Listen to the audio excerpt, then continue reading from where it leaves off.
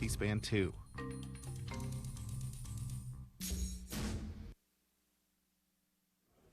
Next, a hearing on the Columbia Space Shuttle. Then Ken Starr and Floyd Abrams on the challenge to campaign finance laws. After that, Mexican President Vicente Fox. Last week, the Shuttle Columbia Accident Investigation Board released its final report. NASA Administrator Sean O'Keefe and the head of that investigative board, Harold Gehman, testified on Capitol Hill. This is just under 2.5 hours.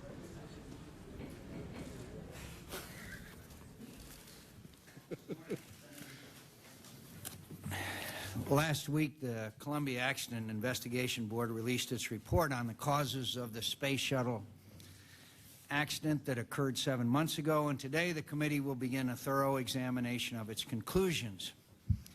The board's final report is one of the most comprehensive ever produced concerning the management and operations at NASA. It must serve as a wake-up call to NASA and to the nation that we have for too long put off hard choices and forced the space program to limp along without adequate guidance or funding.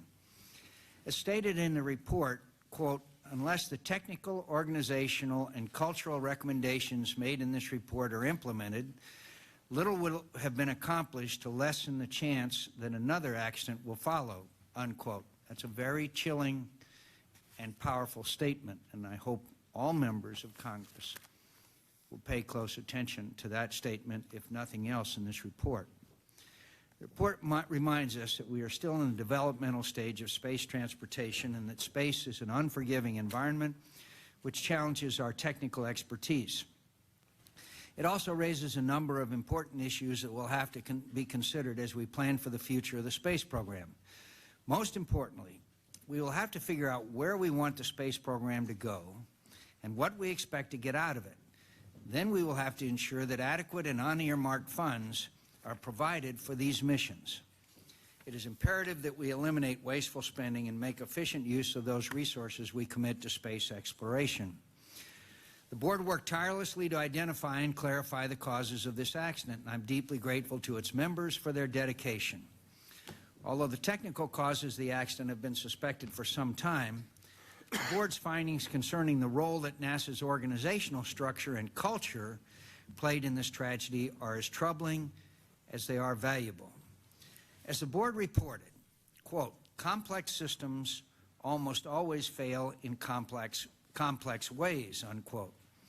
The many factors that contributed to the accident largely demonstrate how far NASA has regressed.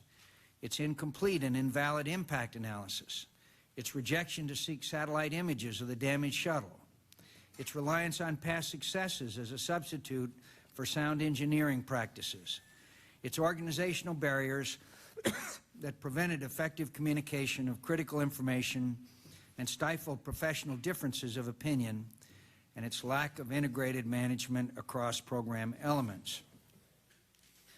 The report further describes NASA's culture as including, quote, flawed decision-making, self-deception, introversion, and diminished curiosity about the world outside. We'll want to hear from Administrator O'Keefe about precisely how and when this culture can be changed. I welcome Administrator O'Keefe and Admiral Gehman and look forward to hearing from them on the investigation board's findings and recommendations and NASA's plan to return the Space Shuttle program to flight. I'd also like to comment, I thank Admiral Gehman and his board members again for their outstanding work. I also think it's appropriate to note that Mr. O'Keefe and his staff were completely cooperative and helpful in the board's investigation. That's not always true in the past, but I think they deserve credit for being helpful, even though sometimes it was obviously painful. I'd like to turn to my friend of many years and ranking member of the committee, Senator Hollings, who, as we all know, made an announcement that he would not seek re-election.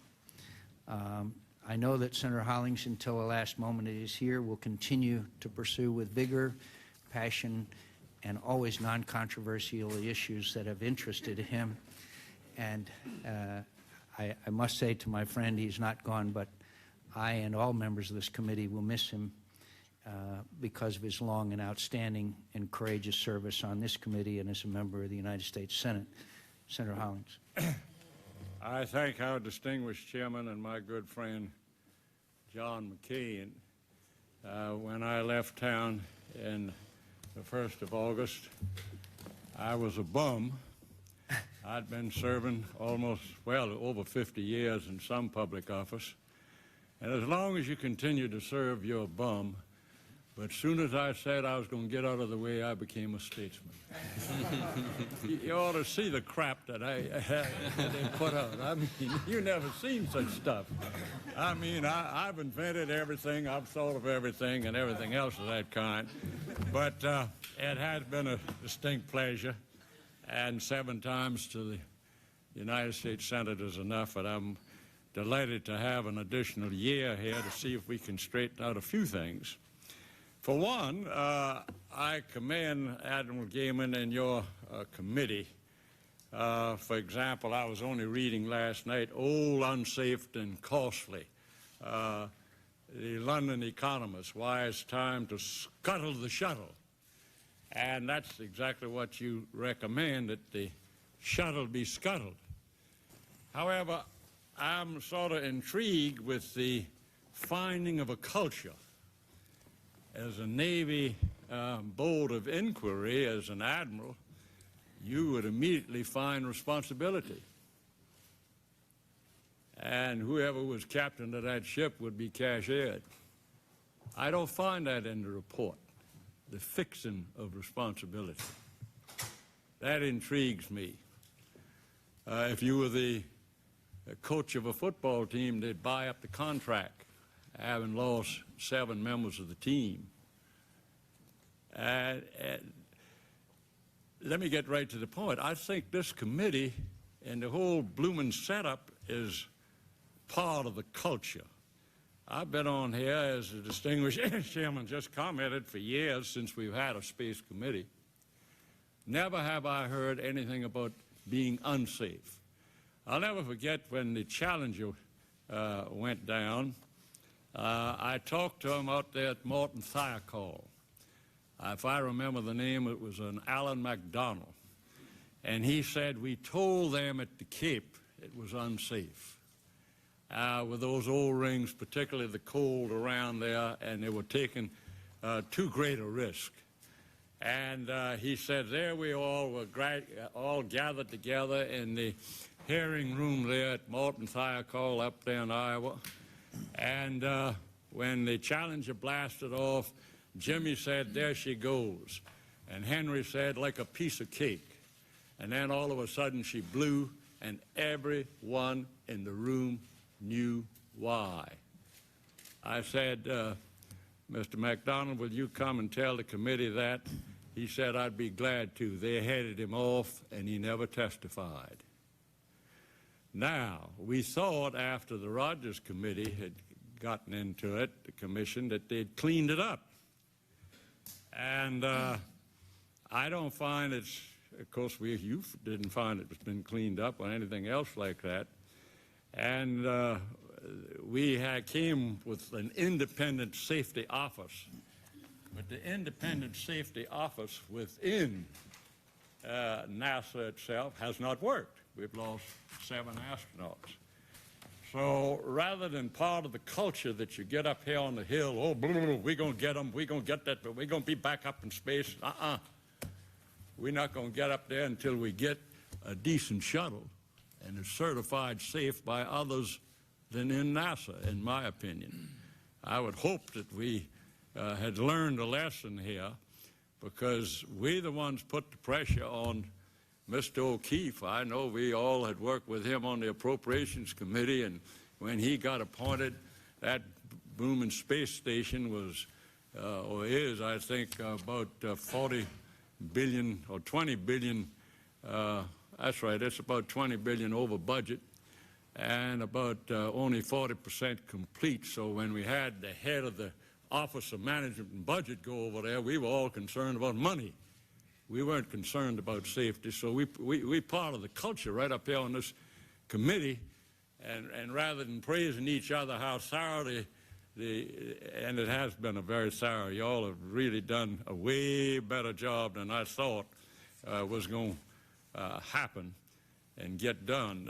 Y'all have really worked hard, and you've got a very comprehensive report, except the actual fixing of the responsibility. Thank you, Mr. Chairman. Thank you, Senator Hollings. And obviously, I would ask my colleagues to make their comments as briefly as possible, since we would like to hear from the witnesses. Senator Hutchison. Thank you, Senator McCain. Mr. Chairman, first I do want to commend the report, the open investigation that was done. I thank you, Admiral Gehman, for doing a great job, and I thank you, Administrator O'Keefe, for letting him do a great job. That says a lot, and it was very different from the Challenger experience, and so we appreciate that. So now we have a blueprint of where to go. One of the most important things in your report concludes that the present shuttle is not inherently unsafe, but it does call for a massive recertification process to ensure flight safety. I will look to Administrator O'Keefe for his commitment to the project of recertifying shuttles before they go back in the air. The report is a devastating attack on NASA's procedure and lines of communication. I hope that the Administrator regards this report as a blueprint for change, and I hope that it is acknowledged that there can never again be business as usual at NASA. You cannot have your most innovative research, your most technologically advanced challenge done with a bureaucratic mentality. This doesn't mean you open the Treasury, but it means you lock your vision on a few very big goals and you do them right. Faster, better, cheaper should be thrown in the wastebasket. When Senator Nelson and I, particularly along with the whole committee, ask questions of previous administrators, are we sacrificing safety? We always got the answer, absolutely not. Safety is the first priority. Now we need to make sure that we have the vision, the scientific background, and the total change in the bureaucracy at NASA from the very top to the very bottom in line with the recommendations of the report. Thank you. Thank you, Mr. Chairman. Senator Lautenberg. Thanks very much, Mr. Chairman. I will be brief, and I ask consent that my full statement be included in the record. Without objection. I would just like to make a couple of quick points. My hats off to Admiral Gehman and you, Mr. O'Keefe, for the very tough task that you took on, and the outcome that is described in your report, I think, is understandable and will have an effect on how we think about things in the future. And I hope that we will learn enough directly about the safety requirement so that something as terrible as happened in the Columbia tragedy will never happen again. But I would go to something of principle and make a note of the fact that the privatization program that we see in government almost began with NASA. And when we see that we have some 1,800 people, I believe the number is, who are overseeing private contractors in the multiple thousands, whether or not there is enough ability, enough structure to make sure that they're doing what they have to do. And I'll close with this. So when on page 109 of your report, Admiral Gehman, the major annual savings resulting from this space flight operations contract, which in 1996 were touted to be some $500 million to $1 billion a year by the early 2000s, have not materialized. And I just highlight that because throughout that paragraph it talks to the lack of success in achieving the cost efficiencies. And what is it that permitted the costs to be overrun and still this terrible thing to take place? And I hope, Mr. Chairman, that we'll find out about the relationship of the private side of this, of the force, and what impact it had. And I thank you very much and congratulate you again for the excellent work you've done. Senator Sununu. Thank you, Mr. Chairman. I simply want to thank Admiral Gehman and Administrator O'Keefe for their work, and reiterate Chairman McCain's emphasis on the level of cooperation that was provided, the service of the members of the board. I can't imagine an emotionally or physically more difficult task than the one that we gave to you, and we owe a great deal of thanks, of course, to the board members, but also to the staff at NASA and the staff on the board that performed a lot of the more difficult tasks and probably spent at least as much time as the board members themselves. So we're very grateful for your service and very appreciative of the work product. Senator Wyden. Thank you, Mr. Chairman. I think you, Mr. Chairman, and Senator Hollings have both put your hands on the central question, and that's looking again at NASA's mission. And my view is that you cannot resolve the issue about NASA's basic mission without looking carefully and in a fresh way at the direction of the manned space program. And towards that end, Mr. Chairman and colleagues, I'd like to make a modest proposal this morning. I believe that within 90 days, or at most 6 months, NASA should prepare and furnish this committee a cost-benefit analysis on the manned space program. What I would like to learn, and what I think would be helpful to all of us in the Senate, is to learn more precisely what can be accomplished with manned space flight and at what price and what cannot. Once this information would be made available to the committee, then we're in a position, I think, for the first time in a long time, to look carefully at how manned spaceflight fits in to NASA's future and what can be accomplished with unmanned spaceflight that would also achieve the scientific discoveries that have been envisaged for the agency for some time.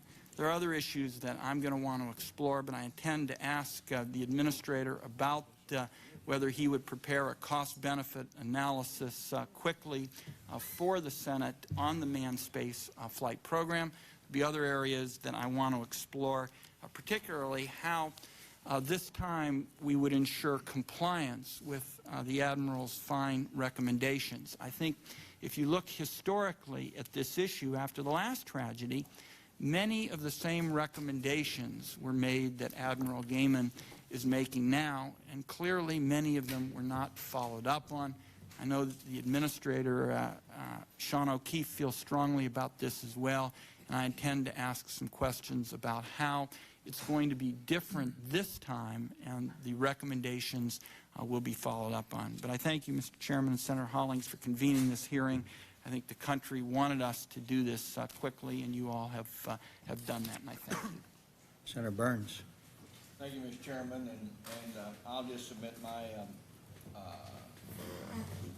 my statement for the record. I'd just like to Without objection. just offer a small comment. I like the chairman, appreciate the work that the director has done and this board has done. It took a great deal of courage to release the report that you did. It needed released. And it took a look at the inside of us, and we're going to have to re-examine just exactly what we found in there. It's me. I think we now have to redirect our focus now on the vision and the R&D and that goes along with NASA. We know that going into space will always be risky at best. And so that work must go on. I think we will now look at different areas of a more moderate way to enter space and to move cargo. I think we'll take another look now at reusables and unmanned. I think in our probes, our unmanned probes into the further out in space will be a very important part of this nation. And so we have a lot of work ahead of us. But again, I want to congratulate you and Senator Hollings. It may just seem like a year to you, but we'll miss you. Thank you, Mr. Chairman. Senator Nelson. Mr. Chairman, I want to thank you for calling this hearing today. Thank you for your leadership in the oversight role that is by this committee as we proceed. And thank to both of you gentlemen for the extraordinary leadership that you have offered. Admiral Gehman, I particularly want to commend you, who I've worked with over the course of the past several months, having read a lot of your interviews, having talked to your very professional staff, talked to the members of your board. I think you have done an excellent work product. I expected what you came out and talked about, the decision-making being influenced by the culture. And we need very much to attend to that. What I did not expect, but was pleasantly surprised in your report, that you addressed head-on the question of the funding and how over time I can draw my own conclusions, as I have railed in this committee on several occasions, that you can't do spaceflight on the cheap, that there are just too many things in a risky business that have got to be attended to, and particularly when safety is overlooked because money is siphoned off of the space shuttle program to put it onto something else, which has occurred over the past decade. And so thank you for bringing up that aspect. And Mr. Chairman, I will close by saying, again, thank you for the oversight hearings. And I think this is going to be extremely important, that in our oversight capacity, that although we can't lead the space program, that has to go all the way to the top, to the White House. We can certainly let, as Senator Hutchinson has already said, our expressions of concern be known of what is adequately funding the program so that safety is not sacrificed like it has been. We went through this drill 17 years ago, and safety was going to be number one, and it was for about 2 or 3 years. And then the hard reality set in of siphoning the money off, of relegating the safety considerations because of the day-to-day financial decisions. They were being relegated to the back seat. So thank you, Mr. Chairman. Thank you. Senator Brownback. Thank you, Mr. Chairman. On February 1, this country certainly suffered, and the world suffered, a terrible and tragic loss on the shuttle Columbia and her crew. The 7 astronauts that were explorers, and they wished to serve their countries, and they did just that. Well, certainly saddened by the events that took place on that fateful day. However, we're true to this country's resolve. We've been determined to find and correct a cause and to move forward. And I see what that is, what this hearing is about today.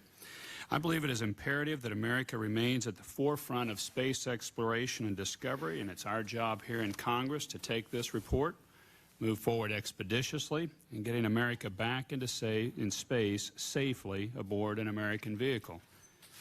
I'm committed to authoring and working on reauthorizing a bill for NASA during this Congress and use this report to provide some of the guidelines for that bill.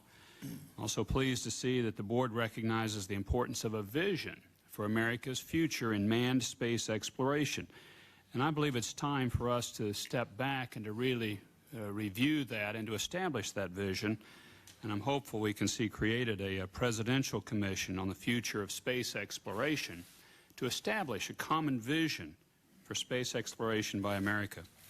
I've held several subcommittee hearings over the last few months with not only NASA, but other federal officials, but also with the private sector, companies and entrepreneurs in an effort to ascertain what America's vision for future space exploration should be.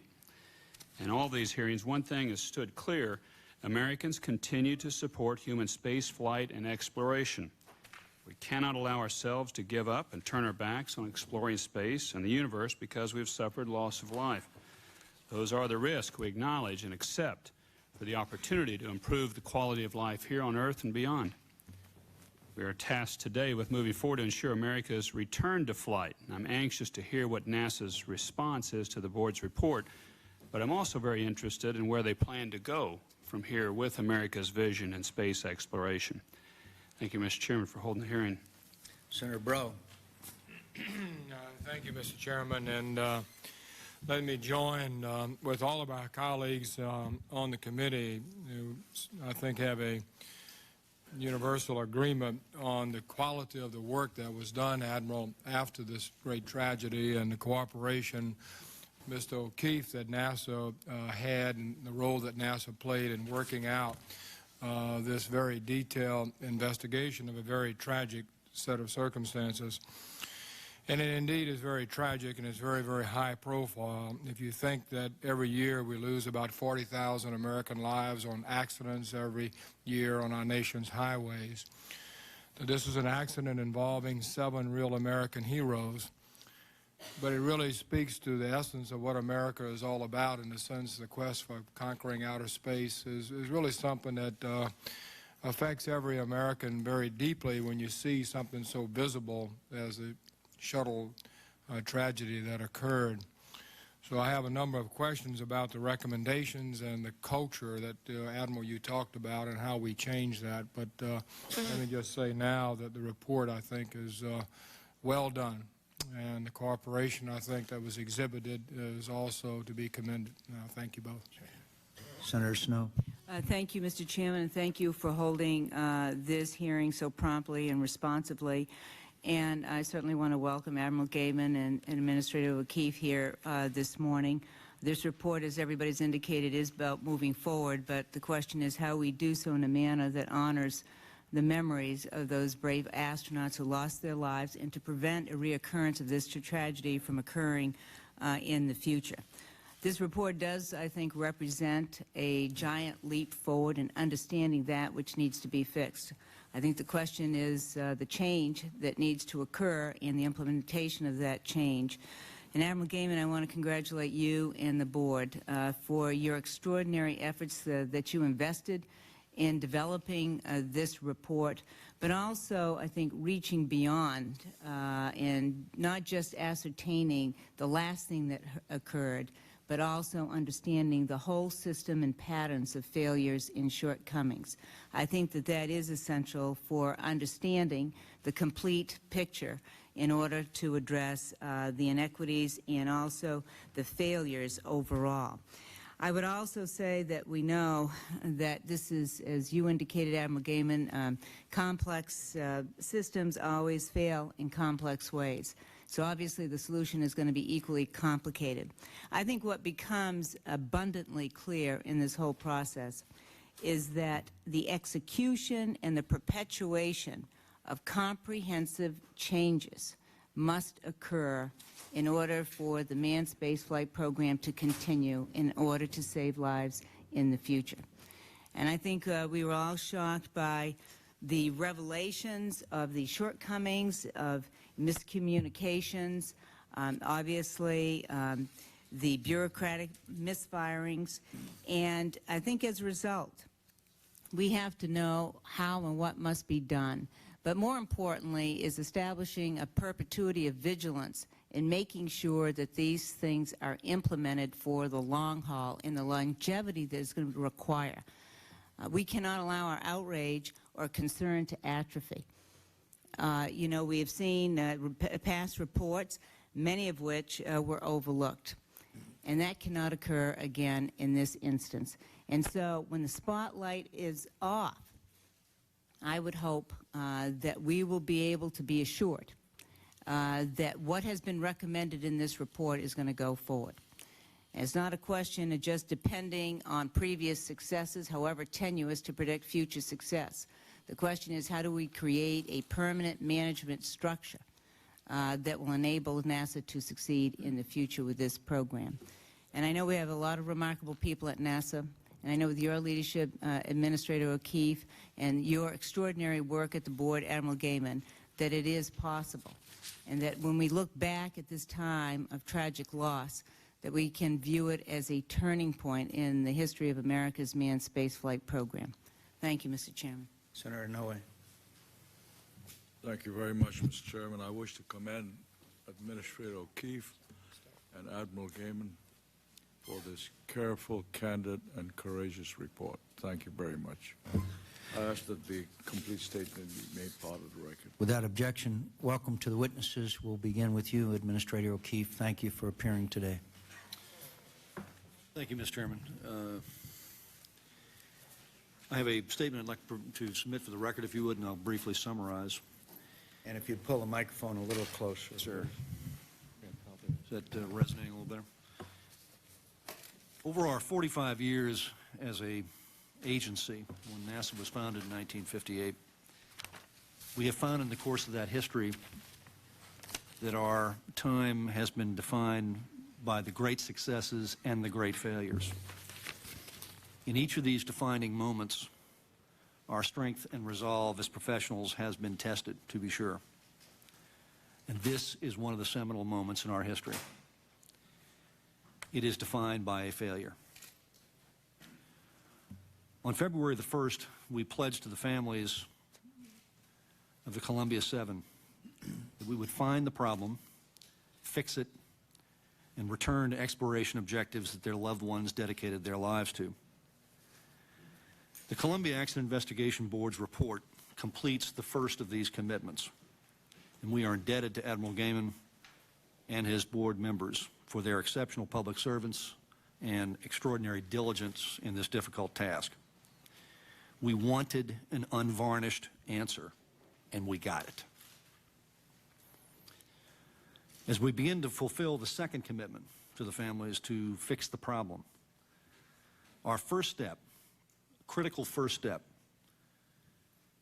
is to accept the findings, comply with the recommendations, and embrace this report.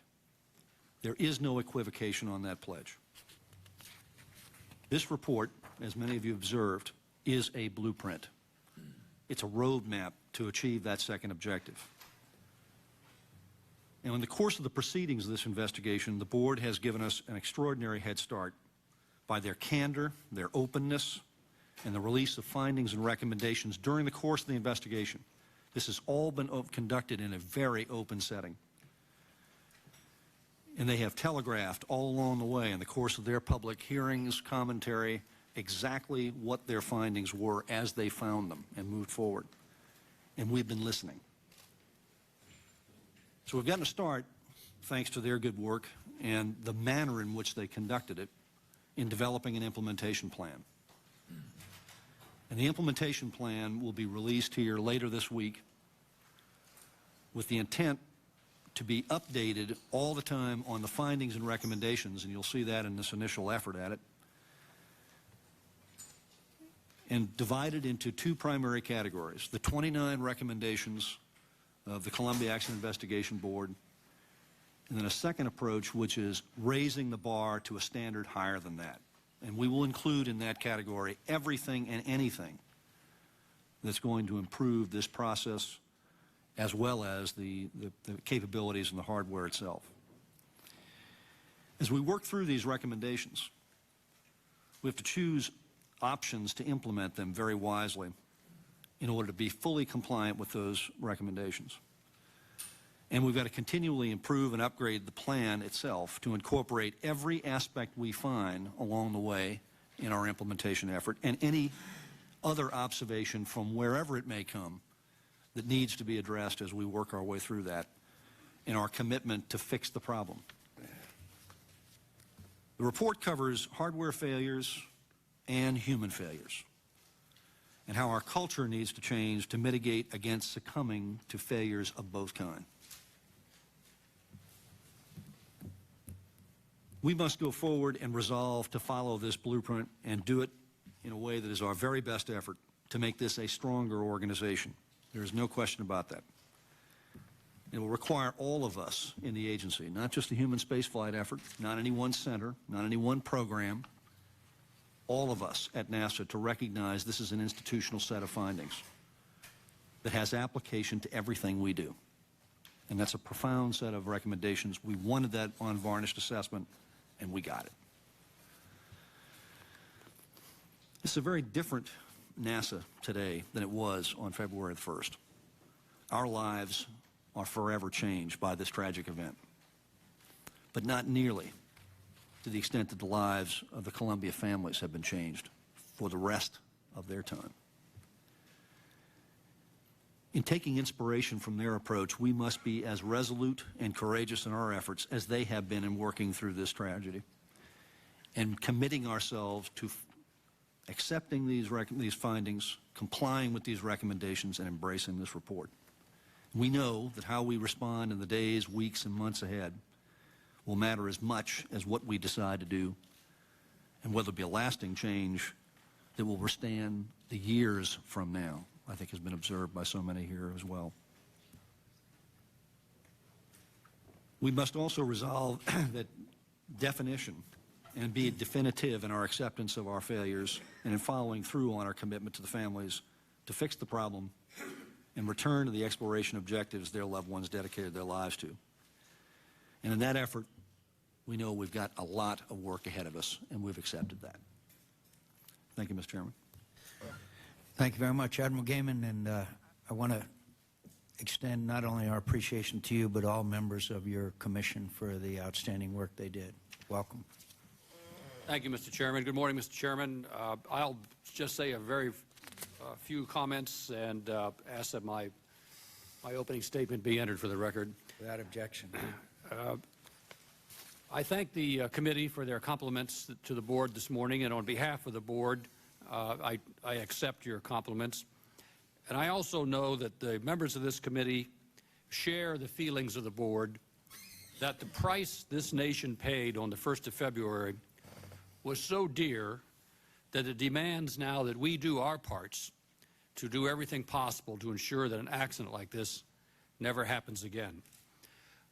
I would like to return the compliment to the Congress. As the Congress is aware, we were not a presidential appointed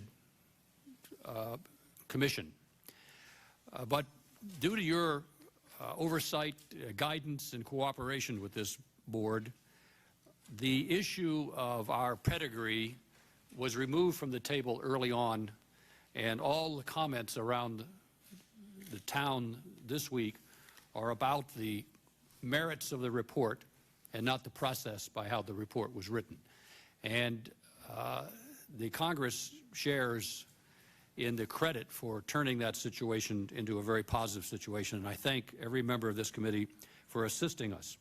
I also would like to join in thanking my 12 colleagues who essentially gave up 7 months of their life to do this report, and the over 100 full-time investigators and the thousands of NASA engineers and scientists who helped us with this project. When I appeared before you on the 14th of May of this year, I made a commitment that our report would put this accident into context. There are many contexts, of course. There's the context of history, of budgets, of management, the context of what previous reviews of NASA have told us, and the context of our nation's vision about human space travel. I believe that our report satisfies that requirement and has put this accident into all these contexts. First of all, of course, we did establish the physical cause of this accident. The foam did it. And by the way, for those of you who have never actually seen one of these objects, I brought it along. This object sitting on the floor over beside me here, this is the famous left bipod ramp made out of the actual foam, and the little black line is approximately where the fracture occurred that caused this accident. So if you've never seen one, this is what one looks like. Thank you, Tom. The board was very deliberate in coming to the conclusion that the foam did it. And the time that it took us to come to that conclusion allowed us to look rather introspectively and intrusively into management at NASA. While we were working on the physical cause, we had many other people that were looking at how NASA did their business, particularly the Space Shuttle program. And we had to ask ourselves, if the foam did it, was this a legitimate surprise, a new event that caught everybody by surprise? Or if not, what is the history behind attempts to understand and fix this event if it was not a legitimate surprise?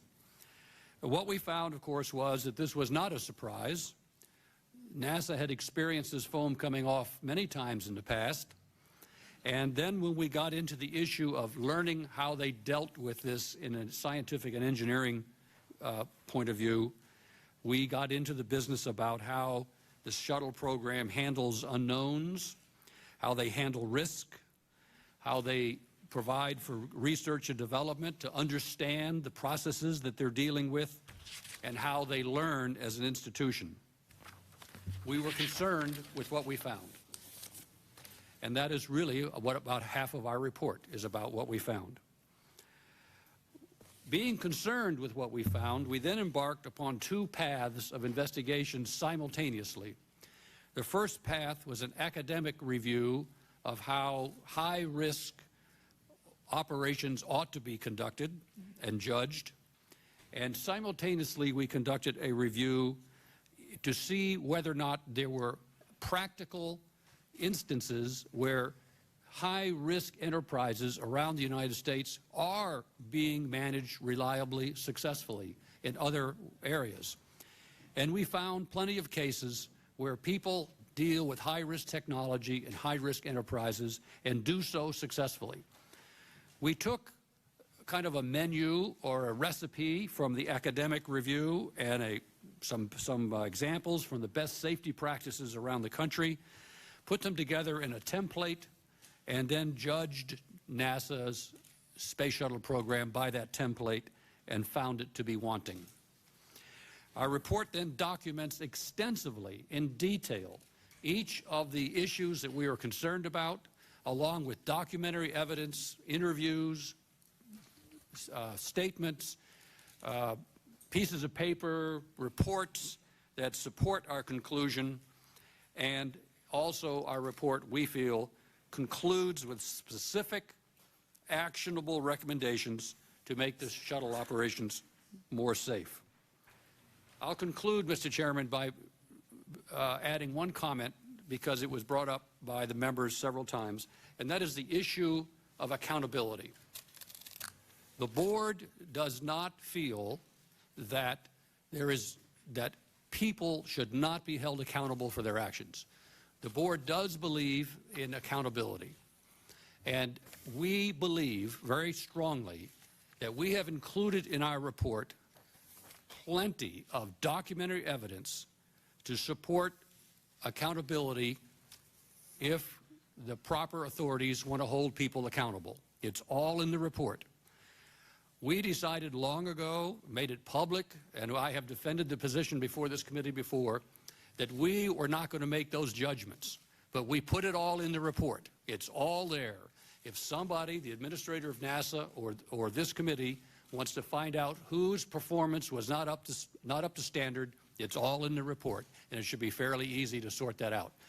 We just elected that in order to pursue the issues that we wanted to pursue, we would be better off if we let the proper authorities take care of accountability, and we did not come to the judgments, but we put all the stuff in the report. Thank you, Mr. Chairman. I'm pleased to be here and ready to answer any questions. Thank you, Admiral. Mr. O'Keefe, it's a perfect segue into my first question. Accountability. Culture needs to be fixed. How and when and what accountability do you expect to enforce here in light of Admiral Gehman's statement that there's ample evidence of individuals as well as institutions that should be held accountable? Yes, sir. No, I think, as I mentioned in the opening statement, the manner in which the board conducted its activities was so open, so clear in terms of their approach to it, and again, the approach we used of releasing all the information that supported that investigative activity has led to this result, and it's pretty clear in terms of what's involved here, and we've been acting on that as we've moved through. The shuttle program management team is a completely new team today. Started from the program manager all the way through all the key players. 14 of 15 of the senior folks are completely new folks in their capacities just in the last couple of months. Seems to me that's half of accountability, Mr. O'Keefe. Have you held others accountable? Yes, sir. As we've worked our way through this, there are a range of other participants in this, and I think what you see is a management team in place that's different today than it was a year ago, to be sure, and certainly very different than it was 7 months ago. Does that mean that those who are replaced are accountable? The folks who are in positions today will lead in the future and be accountable for this activity. Those who are not there, I think you can draw the conclusion from that.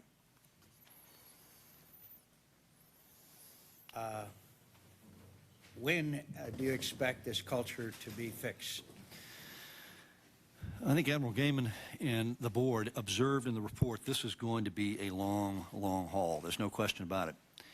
Again, the first step has got to be, without equivocation, that we accept the findings, will comply with the recommendations, and will embrace this report. That's the first critical step in moving towards the role of, I think, a full acceptance of a culture change. And in doing so, I think that's going to take time, but we've got to be very consistent in that message. We've got to be very consistent in the direction we're going to go. And any equivocation to that point, I think, is going to falter that effort. So we've got to be, on the long haul, proceeding in that direction. But I fully anticipate we will see the beginnings of that change within 6 months to a year, to be sure. And we've begun that process as immediately as the day the report released, to assure that everyone understands there is no equivocation on accepting these findings, complying with these recommendations, and embracing this report. Admiral Gehman, would you describe how congressional earmarks and NASA's transfer of funding from the shuttle program to other programs and the declining NASA budget affected the space shuttle operations and safety?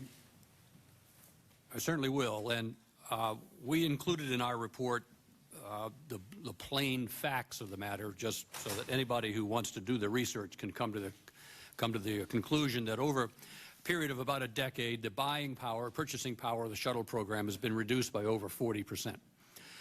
Really, though, what has happened, in the board's opinion, is the very insidious, the powerful but nearly invisible force of dissatisfaction among several administrations, dissatisfaction among several committees of Congress, and even the administrator of NASA on the extremely expensive cost of operating the shuttle. It costs much more to operate the shuttle than everybody will ever admit. And over the years, what has happened is that, for one reason or another, people have tried to wring money out of the shuttle program in order to pay for other projects. NASA has essentially been operating under a flat budget, a flat top line. In order to do other things, there has been a steady, consistent attempt to wring money out of the shuttle program, some of it legitimately by efficiency and effectiveness. But nevertheless, since the shuttle program is so expensive, there have been efforts to squeeze money out of the shuttle program. It is the board's opinion that the effect of this is that for a number of years after the Challenger accident, the management scheme of the shuttle program has been changed to a very vertical scheme in which the program manager, over a period of years, has now become responsible for schedules, manifests, costs, budgets, personnel assignments, technical specifications and requirements, the waivers to technical specifications and requirements, and safety. And because people were naturally trying to get money out of this very expensive program, the program manager began to make trades in that trade space. And he began to trade things like research and development into why foam comes off for measures to make the schedule. And he began to make trades like that, and the board was very concerned that that was too much power in one person's hands. If it is your goal to know who to blame if something goes wrong, having a scheme in which all of that responsibility is placed in the program manager's hands is a really good scheme if you want to know who to blame. But if you want to operate safely, our study of both the theory and the academics and the best business practices indicates you need to separate the engineering and the safety from the guy who's responsible for the cost and schedule, because inevitably they're going to fight with each other, and you're going to get a conflict, and a person who is being hammered over cost and schedule is going to trade safety and engineering in order to achieve cost and schedule. And congressional earmarks? Congressional earmarks do a couple of things. One thing they do is they give an overinflated number of the total value of NASA's budget, because there might be $400 or $500 million worth of earmarks, but that's not really NASA's money to spend because they can't move it around. The administrator loses his flexibility. He can't buy more safety and all that kind of stuff. Probably most of the earmarks that we looked at are actually ads. Most of them, but not all, were ads. But even if they were ads, it makes the NASA budget look bigger than it is, and it reduces the administrator's flexibility for moving money around. Senator Hollings. Admiral Gehman, Mr. O'Keefe appointed you. Did you find him accountable?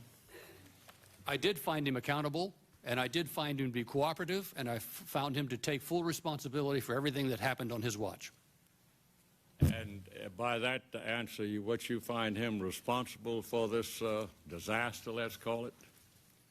I find that leadership, all leaders, including Mr. O'Keefe, including the Congress, including the White House, are responsible for the conditions that they set for, and that set for the conditions of the performance of their organization.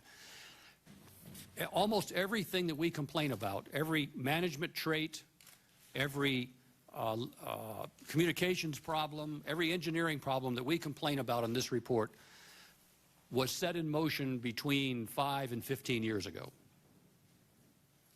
So that didn't happen on his watch. It didn't happen on his watch? That's correct. Almost all of these traits that we're talking about are traits that happened from 2 to 5 years after the Challenger accident. That is, right after the Challenger accident, as Senator Nelson had indicated, all the energy and zeal and vigilance associated with the tragedy causes everybody to do their job really well. Let me give you a case in point. The management of the human spaceflight program, which used to be in Washington, D.C., in the mid-90s was shifted back down to Houston again.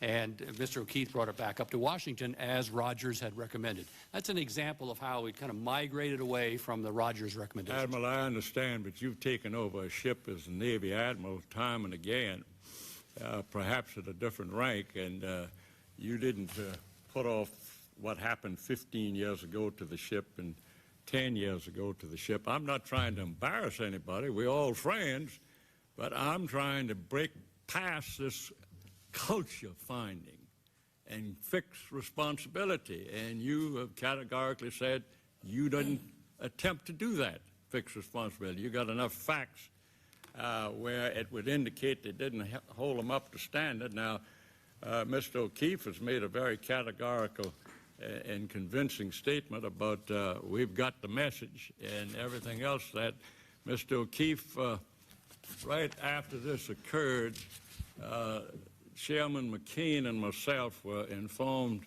immediately that they had tried their best to take images, take pictures of the damage done of the shuttle in flight.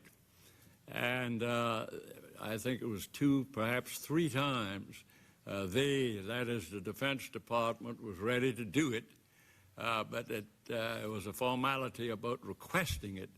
And the request was made and then was canceled.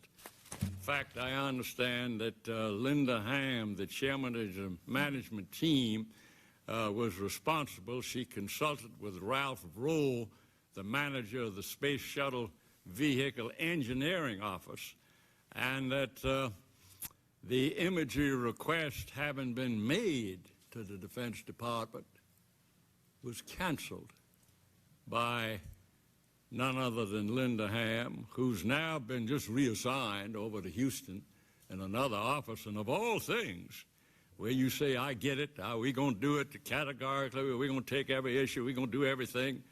We've put Mr. Rowe as number 2 at the safety office. That doesn't indicate to me that you got it.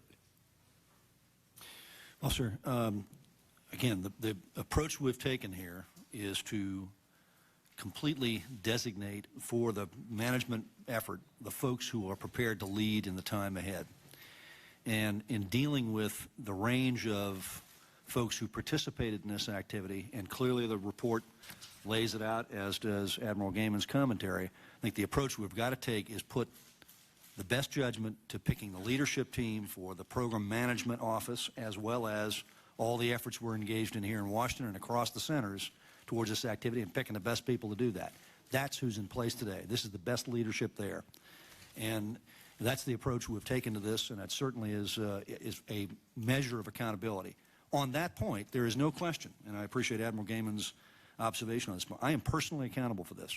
I view this as my personal responsibility. I serve at the pleasure of the President, at which point he decides that is no longer to his pleasure. I'm certainly ready to adhere to that.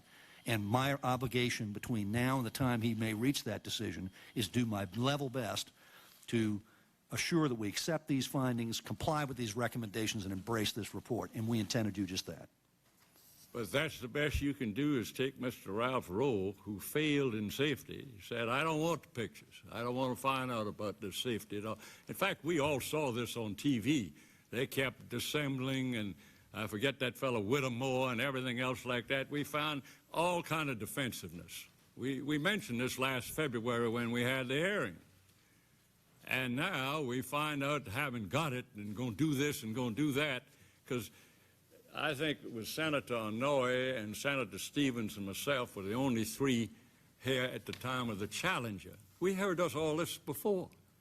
So there's no education in the second kick of a mule. I mean, I'm finding out and listening to the same thing I listened to 17 years ago, and we've lost 7 astronauts. Now, they talk about an accident, but it was an avoidable accident. You talk about failures, but it was an avoidable failure. And here, to make sure that we don't have that same failure again, you take the man who failed in safety and appoint him to number 2 in the safety office.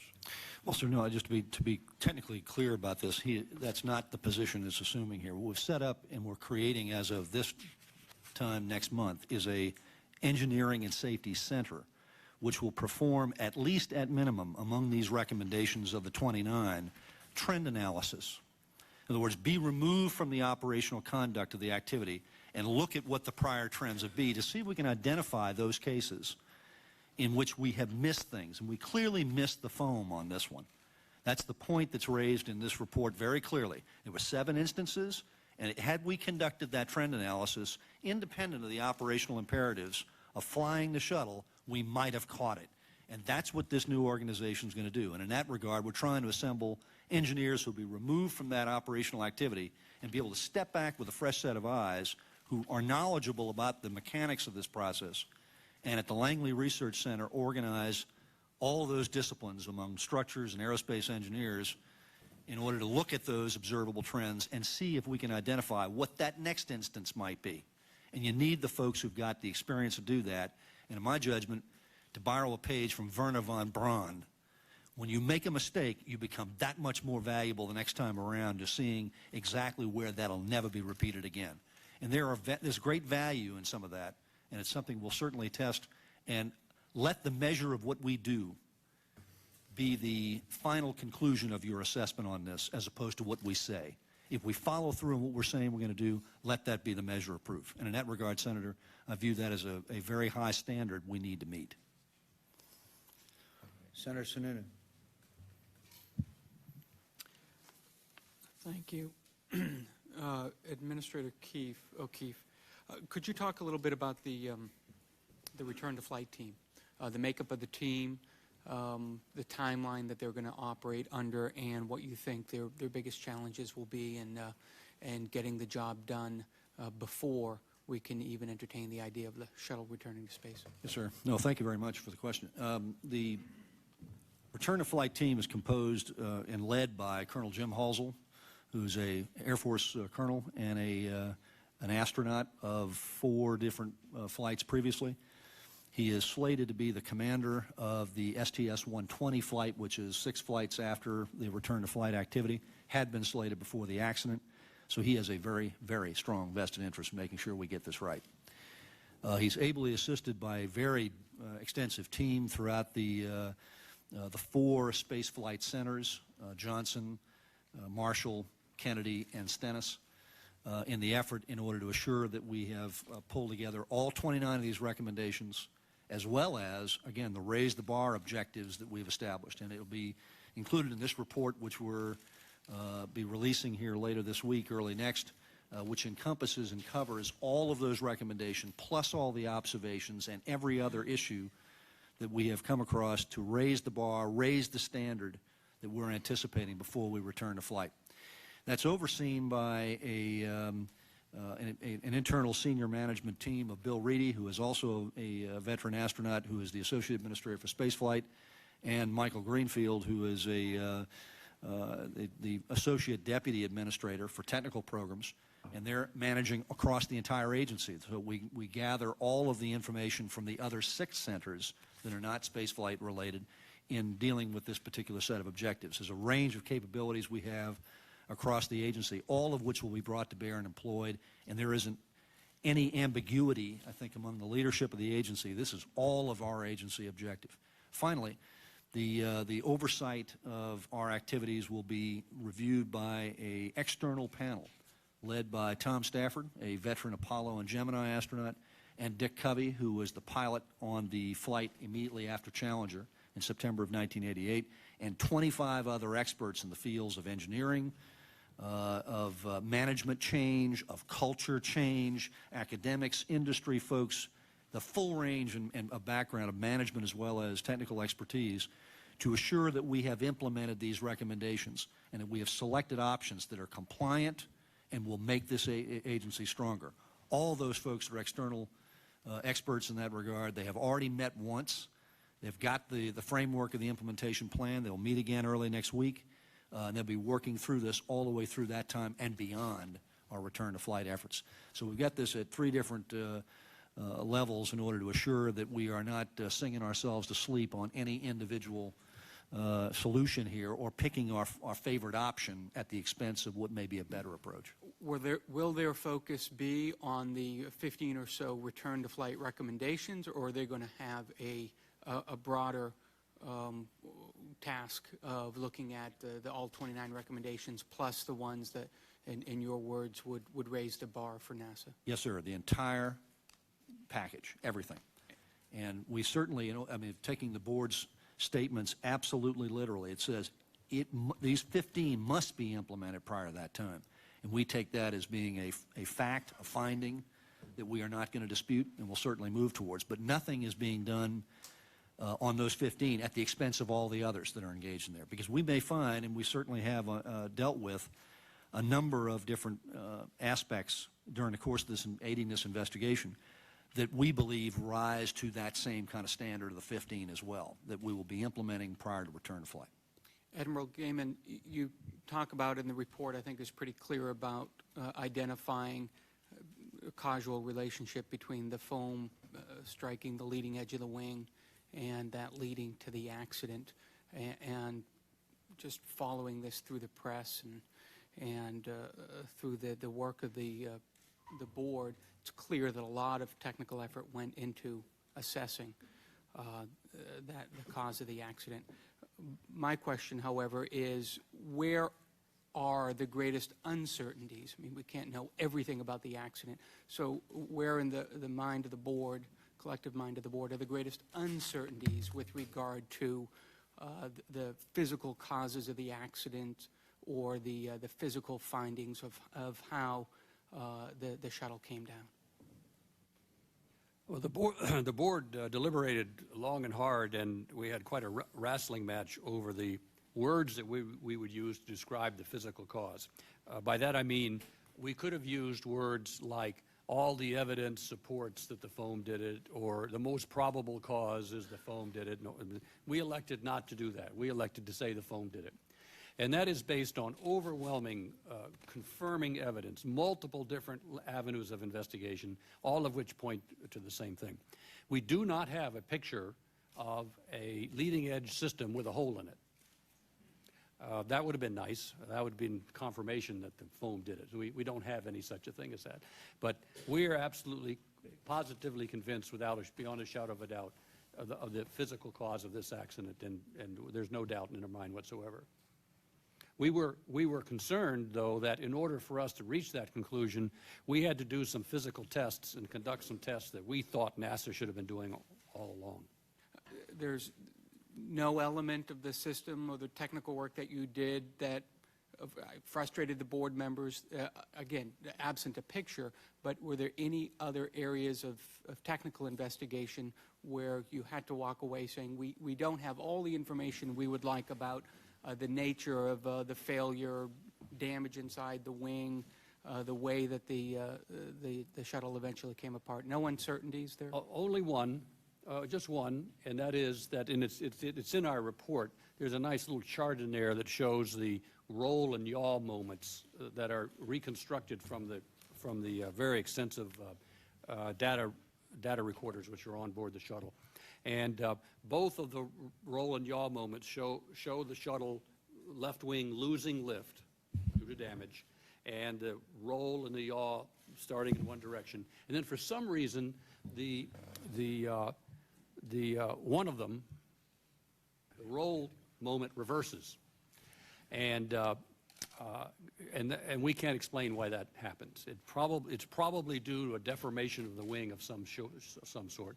But of the hundreds of pieces of technical data that we looked at, all of which point to a hole in the left leading edge, that's the only one that we can't absolutely scientifically explain. Mr. Chairman, could I add just one point very quickly? The approach that the board took that I found to be very impressive was they never fell in love with one scenario. They, by process of elimination, worked their way through a fault tree analysis that included every possible permutation and then closed those avenues to reach the conclusions they did. So we're as informed by the things that they examined that have nothing to do with this accident in their judgment as we are about the things that they claim do have a specific contribution. Because there are a number of things they found that they're equally problematic on some future activity unless we correct it. And so this is a very thorough, extremely extensive investigation that I believe in our 45-year history has never been conducted to this depth, ever. And so it has uncovered a number of things that are extremely helpful in our pursuit of the return to flight, which has then informed that raise the bar set of standards of where we intend to go in our pursuit of return to flight when we're fit to fly. Senator Lautenberg. Thanks very much, Mr. Chairman, and I start by saying to our friend and colleague, Senator Hollings, that your commentary this morning just confirms that we listen and listen carefully, have good things to say, and just because you're out of here doesn't mean that you have to go quiet. Just remember that. And to you, Mr. Chairman, for holding this hearing. And the hearings that we've traditionally had here have been very informative and very open. And Admiral Gehman, I commend you. I haven't had a chance to fully read your report, but it's sprinkled with a candor that we rarely see in reports to government, because there's always a program to make sure that we don't offend this party or that party. And I think that you went right to it. And how this particular tragic accident happened is critical because of the loss of life and the loss of confidence and all of those things. But more importantly is how did we get there in the first place? And when I look at the executive summary of your report, and you say that the organizational causes of the accident are rooted in the space shuttle program's history and culture, that means there are things been going on for a long time. At least you felt so, and so did your colleagues on the report who approved this statement. The fact of the matter is that in some ways it was a tragedy waiting to happen, because I see in reports, and Mr. Chairman, I want to submit a report that comes from the International Federation of Professional and Technical Engineers. It's their report on the effectiveness of NASA's workforce and contractor policies, and I think there's something to be learned from this, and I again ask the request that this be included in the record. Without objection. One of the things that they noted in their report was that when a previous administrator, and I can't be delicate here, and it's not in criticism, it's just in information that I look at this. Daniel Golden, NASA's administrator from 1992 to 2001, appointed and directed to cut NASA's budget and bring fiscal discipline of the business world to the nation's premier of science. The agency was then put under a management plan called FBC, faster, better, cheaper. And I wonder if you'd make a comment about the availability of resource. Did the 1,700 NASA employees have the capacity, I mentioned this as in my comments earlier, to supervise 18,000 contractor workers?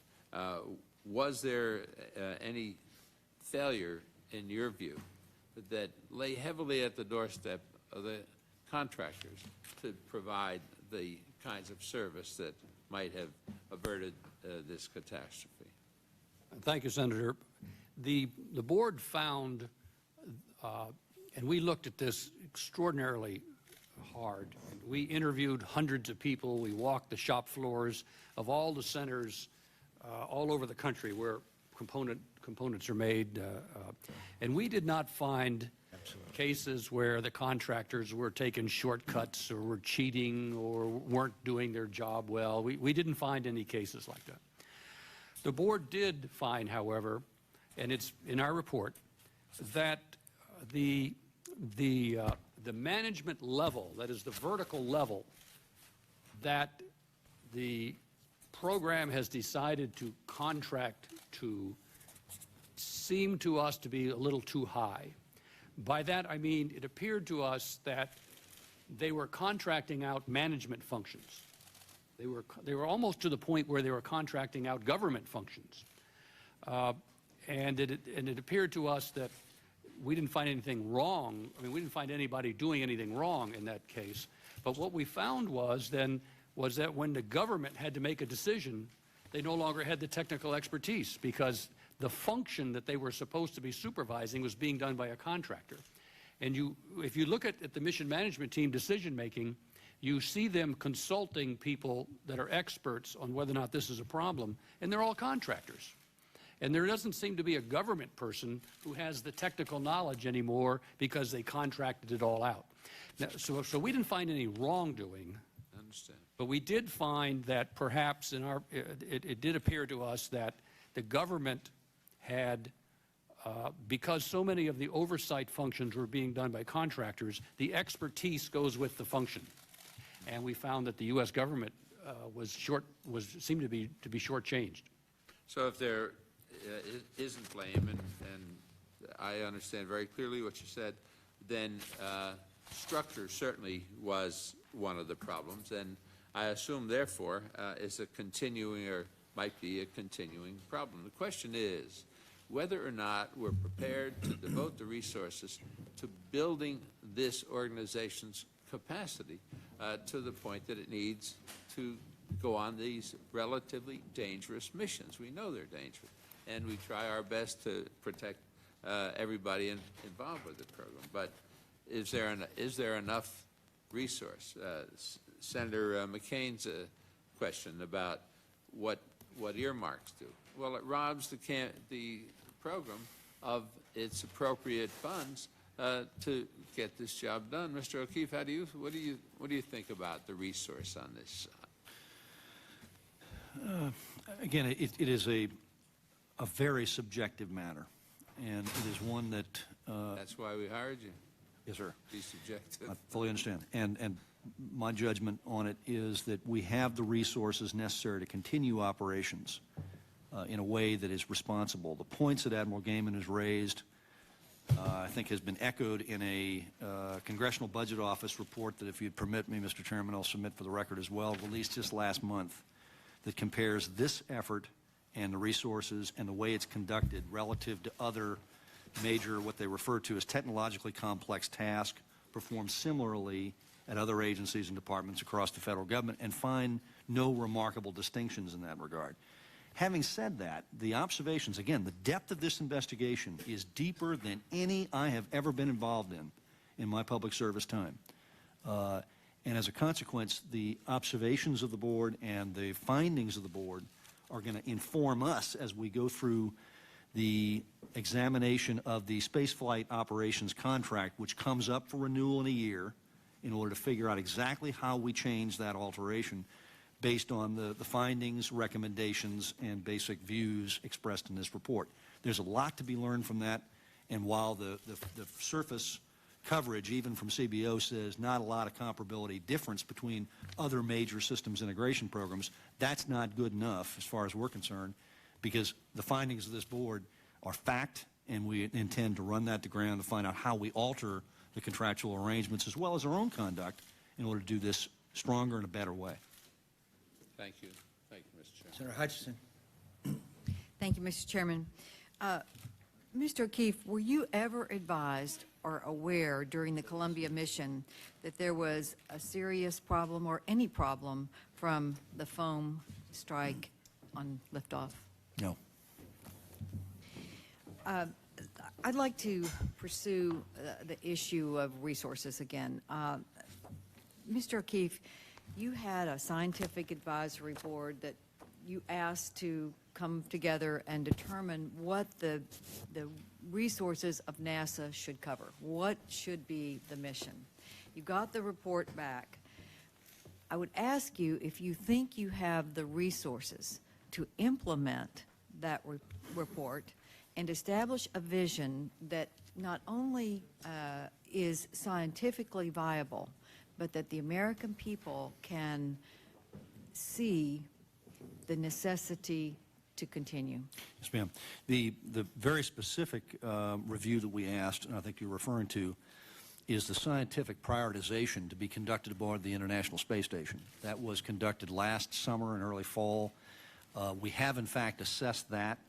The prioritization is the scientific objective agenda that we will pursue on International Space Station, and the funds necessary to conduct that activity is contained in the President's budget that's before the Congress pending now to pursue that for fiscal year 2004 through 2008 as a projection. So that clearly is our intent. We're going to follow that prioritization. That's what the findings of that scientific group was, and representing all the disciplines of what could be conducted on International Space Station, and proceed from there. To the larger question you posed, though, I think the issue that we've tried to codify, and as part of this year's strategic plan that was released along with the budget as well, is an effort to be very selective about the areas we intend to pursue and apply those resources as extensively as need be in order to do an extraordinary job in those areas. And then for those areas that don't fit within the category of our three primary mission areas, that we simply not attempt to do them, passingly, but elect not to do them at all, and instead be very selective about what we do. And I think the budget and the strategy that's before you is our attempt to try to pursue that. Certainly things changed on the 1st of February, and that's what we need to assess and go back and continue to relook this relative to the board's findings and the approach that we intend to take. So if I could summarize, you think that you have set the priorities and you have the resources necessary to accomplish those top priorities and leave the ones at the bottom by the wayside? In the scientific objectives, the answer is yes.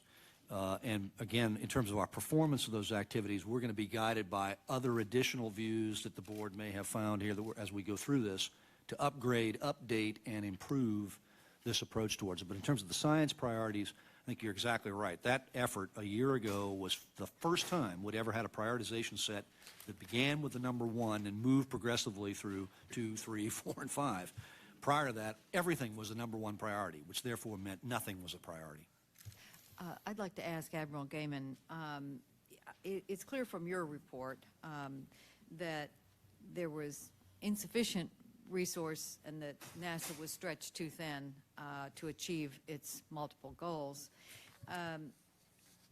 Do you believe that the agency is more budget-driven than mission-driven in the past, not going forward, obviously, because we're indicating that there is going to be a change, but do you think it was too budget-driven rather than mission-driven? We believe that the budgets had a lot to do with what happened with how the management system morphed over the years. And we believe that budgets are one of the constraints on the program. Yes, ma'am. For example, I was just looking through the report. I was going to try and quote the page to you. Normally, I'm like a Bible preacher. I can quote the page that everything is, and I couldn't find it. There's a little sidebar in there which talks about the shuttle upgrade program. The shuttle upgrade program is essentially unfunded. There's a recommendation in here that if you're going to fly this shuttle beyond about 2010, you should completely requalify or recertify the shuttle. That'd be a very expensive proposition, not funded. We suggest that we need to reestablish the Independent Technical Review Authority, or reestablish the position of engineers as being independent from the program, so engineers can do engineering work independent from the program. And then when you ask for an engineering program, an engineering evaluation or an engineering decision, you're getting an evaluation from people who don't care anything about the schedule, for example, or the need to make a launch. That requires a couple hundred people or a couple thousand people to be funded from someplace, which is currently not funded because now everything is charged against one of the programs. So budgets are a big issue. Yes, ma'am. Let me just ask Administrator O'Keefe in my last couple of seconds. He's talked about the upgrading of the shuttles and the recertification of shuttles, which you have said you're committed to doing. And we also have the new space orbital vehicle that will replace the shuttle. And I would like to ask you if you think, you said you have the resources to do your high priorities. Have you taken into account the upgrading of the shuttles?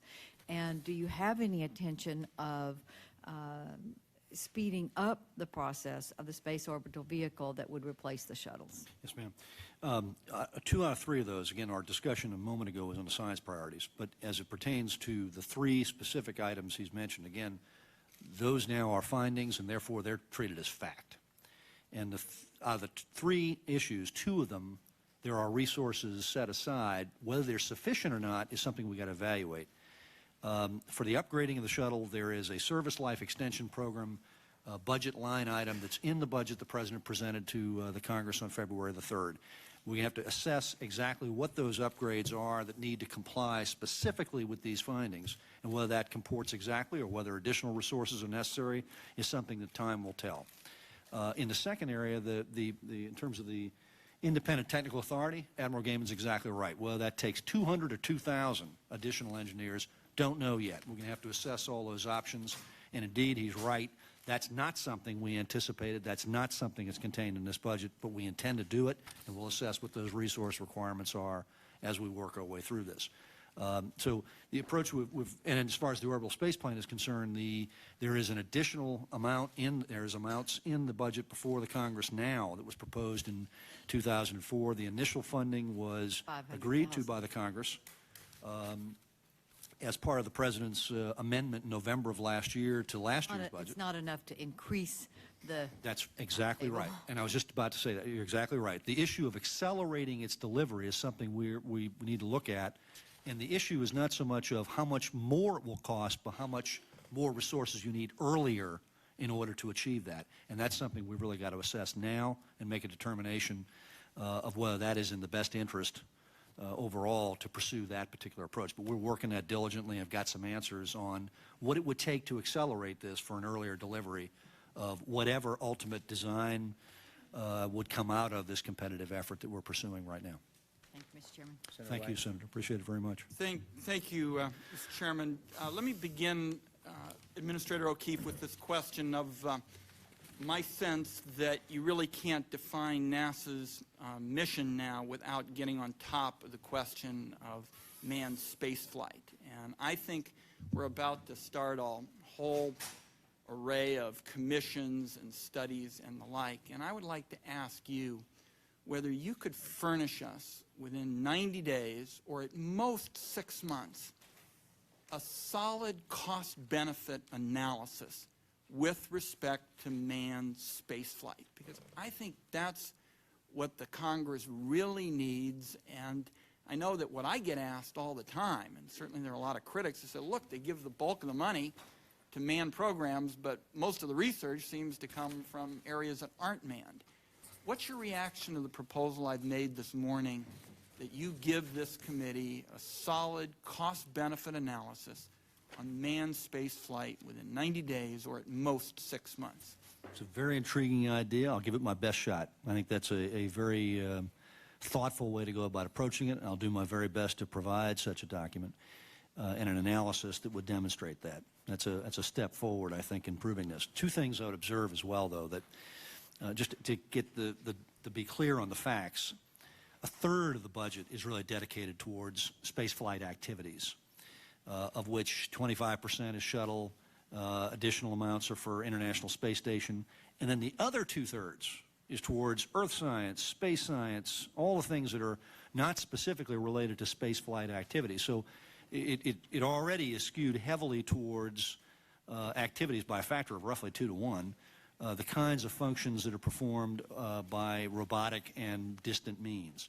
So that's an approach. The other thing we've got to really assess here, and again, in the pursuit, I think, earnestly to answer the question, the very thoughtful proposal you've put forward on how to conduct such an analysis, we've got to find some way to factor in what is the cognitive skills that human beings bring to the occasion in these cases. There are some things you simply can't do without a human intervention. And we've got to be selective in the cases in which we expose humans to those risks. And that's essentially what I think you're posing, and it's a very interesting way to go about doing it, and I'll give it my best shot, Senator. Mr. Chairman, I would just like to follow up with you and Senator Hollings. I've made the proposal, but obviously I'd very much like to do it within the bipartisan approach you've followed in this committee. But to me, that is the bottom line. We have got to get a cost-benefit analysis with respect to what is done in the manned versus unmanned area, and I'll be following that up and look forward to talking to my colleagues about it. Second question, Admiral Gehman, if I might, involves the compliance issue. I think Senator Hollings touched on this. I mean, the whole history here is tragedy and recommendations made, and then somehow they don't get followed. I'd like your recommendations with respect to how it could be different this time and to bring about compliance. I mean, for example, just on a kind of basic level, we could ask Administrator O'Keefe to come on in here every 90 days and basically say, look, this is what we've done in the last 90 days.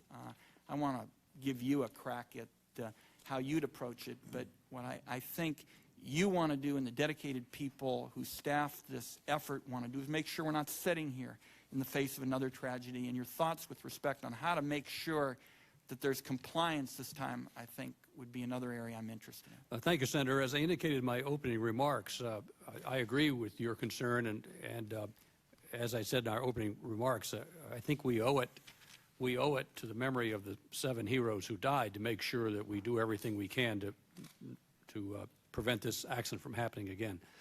In the history of NASA, which we studied very carefully and documented in our report, indicates that that NASA, like any other big bureaucracy, responds to the forces that are acting on it. And unfortunately, over a period of long period of time, budget, schedule, cost forces became very important to NASA, and they started to affect the program.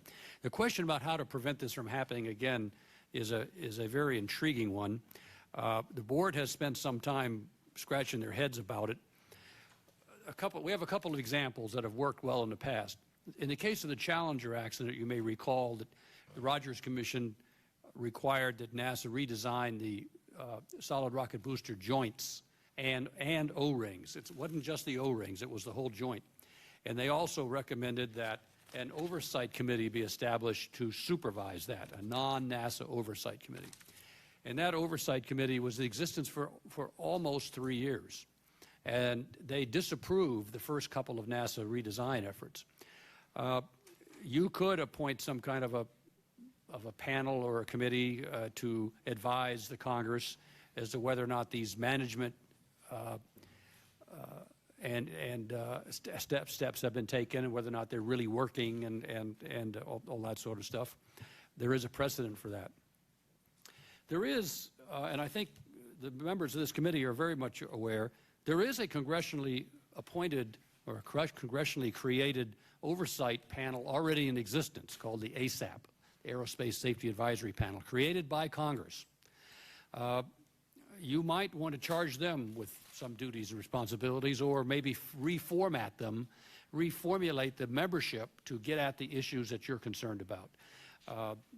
Admiral, if I might, because I know I'm just about to run out of time, and I want your opinion on one other area.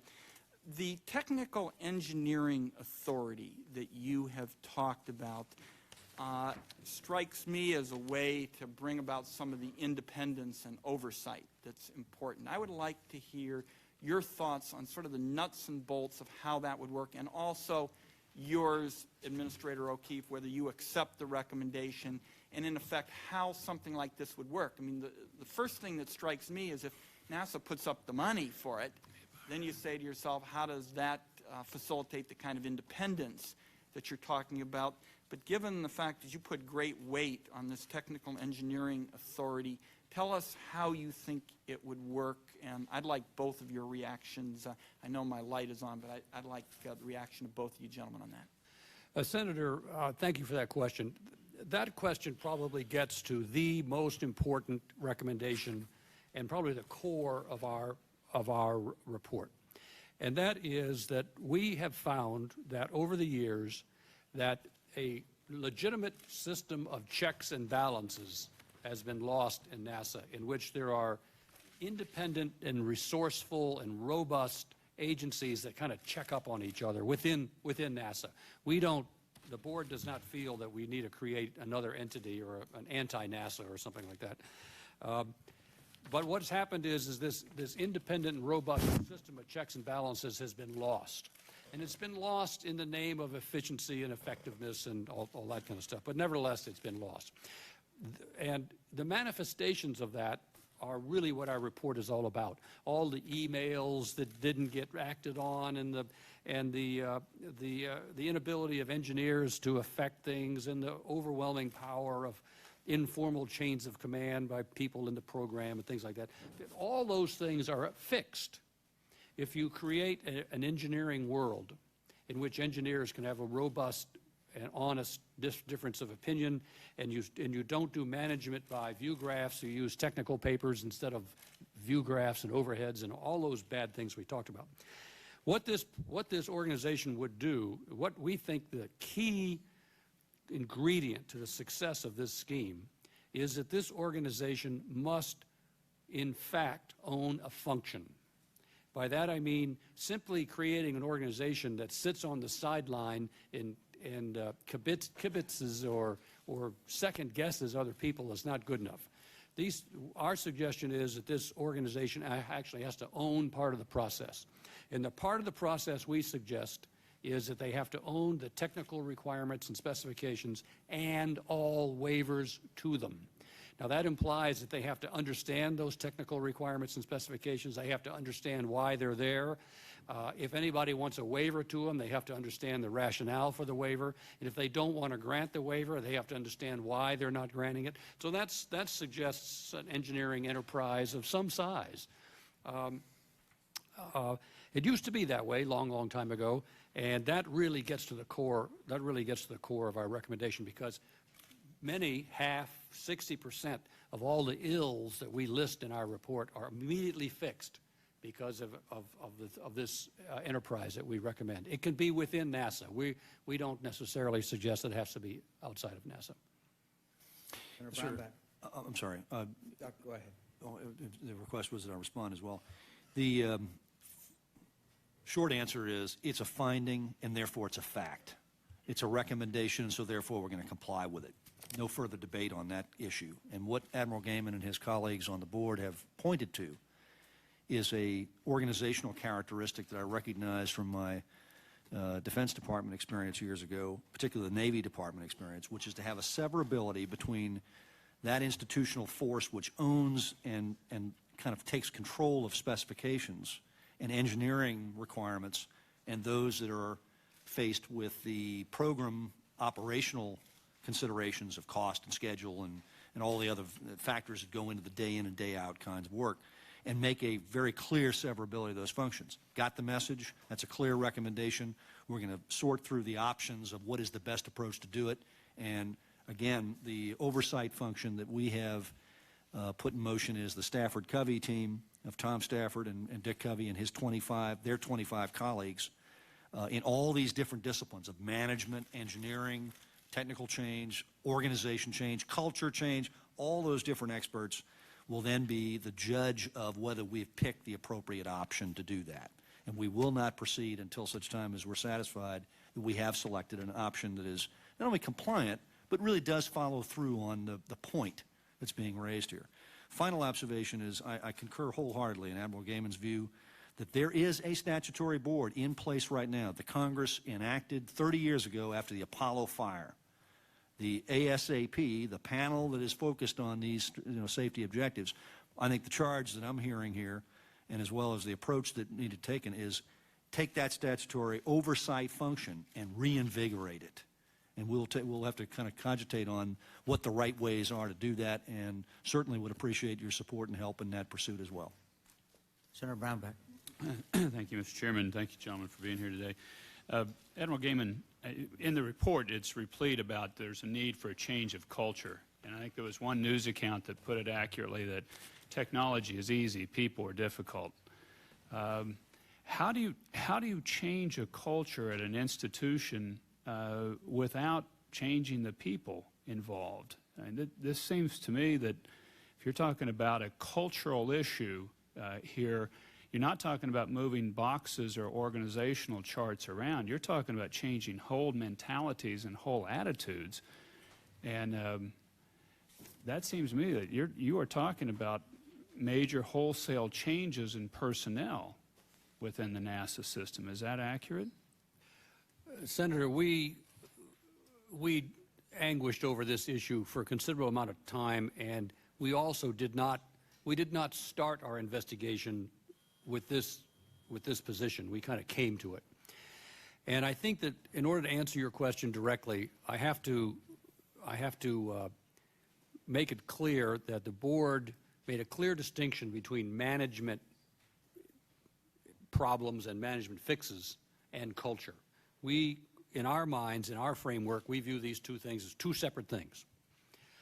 Management can easily be fixed by wiring diagrams and changing rules and regulations and moving people around and changing functions and all that kind of stuff. But the cultural issues are more difficult to get at, much more difficult at. We had a little saying that you can fix a management problem by reorganizing, but you can't fix a cultural problem by reorganizing. Cultural problems are going to have to be driven.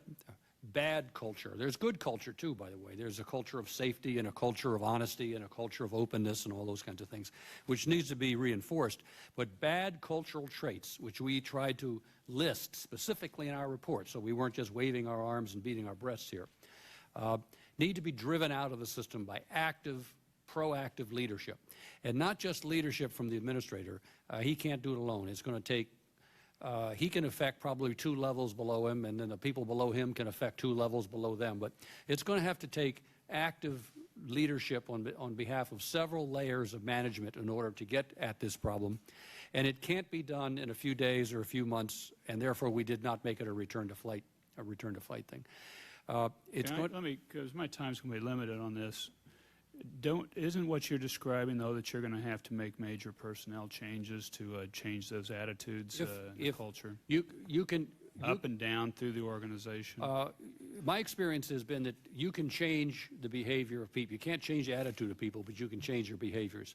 I would suggest to Mr. O'Keefe that after trying as hard as he can and repeating the message over and over again, if there's somebody out there who doesn't get it, he has to be replaced. And quickly. Mr. O'Keefe, looking at the comprehensive list of recommendations there in Chapter 11, it takes me aback a little bit. The return to flight requirements are extensive. How long do you think those would take to get implemented, and at what cost? There are 15 very specific recommendations that must be implemented. You're exactly right, prior to any return to flight activity. And the answer is it will occur when we've determined we are fit to fly. Because not just those 15, but anything else we determine that falls into the category of issues which would otherwise compromise successful mission accomplishment is going to have to be accomplished. That bar has to be that much higher. It can't be just those 15. No time frame then. You can't establish any time frame. I think you've said that in other interviews. What about the cost? Again, we have to assess that because it really turns on which options we select to implement each of those, particularly those 15, and then all the other recommendations as well, and the other things we've included in the raise the bar kind of inputs area. So as we work through with the Stafford Covey team exactly what options we're going to choose, that will then yield a price tag which will give us a better judgment of exactly what that's going to take. Let me build on that if I could, and this is, I think, along the line with what Senator Wyden was saying. As you appraise that, there's going to be a cost associated with that. I hope you also look at it and question whether it would be just a better thing to invest in a different technology if at some point we look at that sooner rather than later, maybe even much sooner, we ground the shuttle and go to a different system. If the cost of implementing this is so high relative to going to a new technology or a new system. And I would hope that as you appraise this, that you look at this is the amount of time it would take us to get the shuttle back to flight. This is how much it would cost. Are we throwing good money after bad? There's a fair feeling that this is an older technology. It's a complex technology that we may just be at a point. It's time to say, scuttle the shuttle, and we move on to the next technology. And I hope you will be making that appraisal rather than just saying, well, we're on this line and we're going to go that track. Yes, sir. As you review the implementation plan, which again will be released late this week, early next, and that's going to continue to inform the debate of what the scope and magnitude of return to flight is going to require. I'm certain we're going to have a spirited debate in terms of what exactly that will entail, what it will cost, what the trade-offs are. And again, we intend to be under multiple levels of oversight review in that process. Well, and I can assure you Congress is going to be looking at that question. Sure. How much time, what's its cost? Is it just time to go to a new technology? Which I have to tell you, my leaning is just clearly that that's the way we should be going at this time. There's two major disasters. It's a complex system. It's an older design. This is 30-year-old design that we're into now. I just can't help but to think that we would do much better. And it may also be a cultural issue. When you go at a new technology, we can bring a new team in to design where we're going to next. And that new team will have a different cultural, or you're going to be able to shape the attitude of that culture. I think cultures are critically important. I think it is to the country, and I think it is to institutions. I know it is in my office. And this may be the answer to both the cultural and the technology. Well, Senator, you've asked me to keep an open mind. I just ask that you do the same. As we work our way through this implementation plan, my plea would be let's all keep an open mind in terms of where the options need to go. That's fair enough. I hope you also will think about creating this Presidential Commission on the Future of Space Exploration. The Congress can do that, but that's really an executive branch function. And the report noted that we lack a comprehensive and engaging vision. The way I've been looking and seeing is we're stuck mentally in low space orbit. Our thinking is, and I think you need to get, and I think the country wants to engage in a discussion on what's our vision for space. And it's not just NASA. It also involves, it's discovery and exploration, but it's also commercial and military. To engage that broader discussion of where are we going as a country here? Because I think the country wants to go, but they need that. They need that vision that really unites and says this risk is worth it. This cost is worth it. So I hope you'll consider that a presidential level commission to work with establishing that. I know there are difficulties with it, and there's not a simple answer, but a vision really is a critical thing to unite a country. I'll be chairing the hearing the rest of the way out, and who's Senator Nelson is next up. Sorry about that. Thank you, Mr. Chairman. Gentlemen, everybody up here wants this program to be successful. And so I'm going to ask some very specific questions. We have heard the Admiral say in his excellent report, he has stated buying power has been reduced 40% over the last 10 years. The Admiral has said here today that money has been squeezed out of the shuttle program, and I'm doing exact quotes from what you said, Admiral. You talked about how the program manager had made trades on the cost, how looking ahead that you should separate engineering and safety from the cost and schedule part of the evaluation, and that you talked about all leaders are responsible for the results. The administrator, the White House, the Congress, you specifically stated that. So realizing that that has been part of the problem in the past. Now, I want to ask some very specific questions, Mr. Administrator, as we go forward. This is not partisan. The space program is not partisan. A lot of these questions have been addressed by Senator Hutchison as well. I would like to know if you have had discussions, you or any of your immediate people, with the White House, OMB is part of the White House, about the increased expenditures that you're going to come to the Congress to ask for. We are pursuing an interagency discussion on the larger U.S. space exploration objectives. The result of that will yield a very specific answer to your question that will be manifest in a request from the President in whatever period of time that takes. It's a request for supplemental that you're talking about. No, sir. I'm not specifying exactly what form it will take, whether it's an amendment or a supplemental or part of a regular budget request.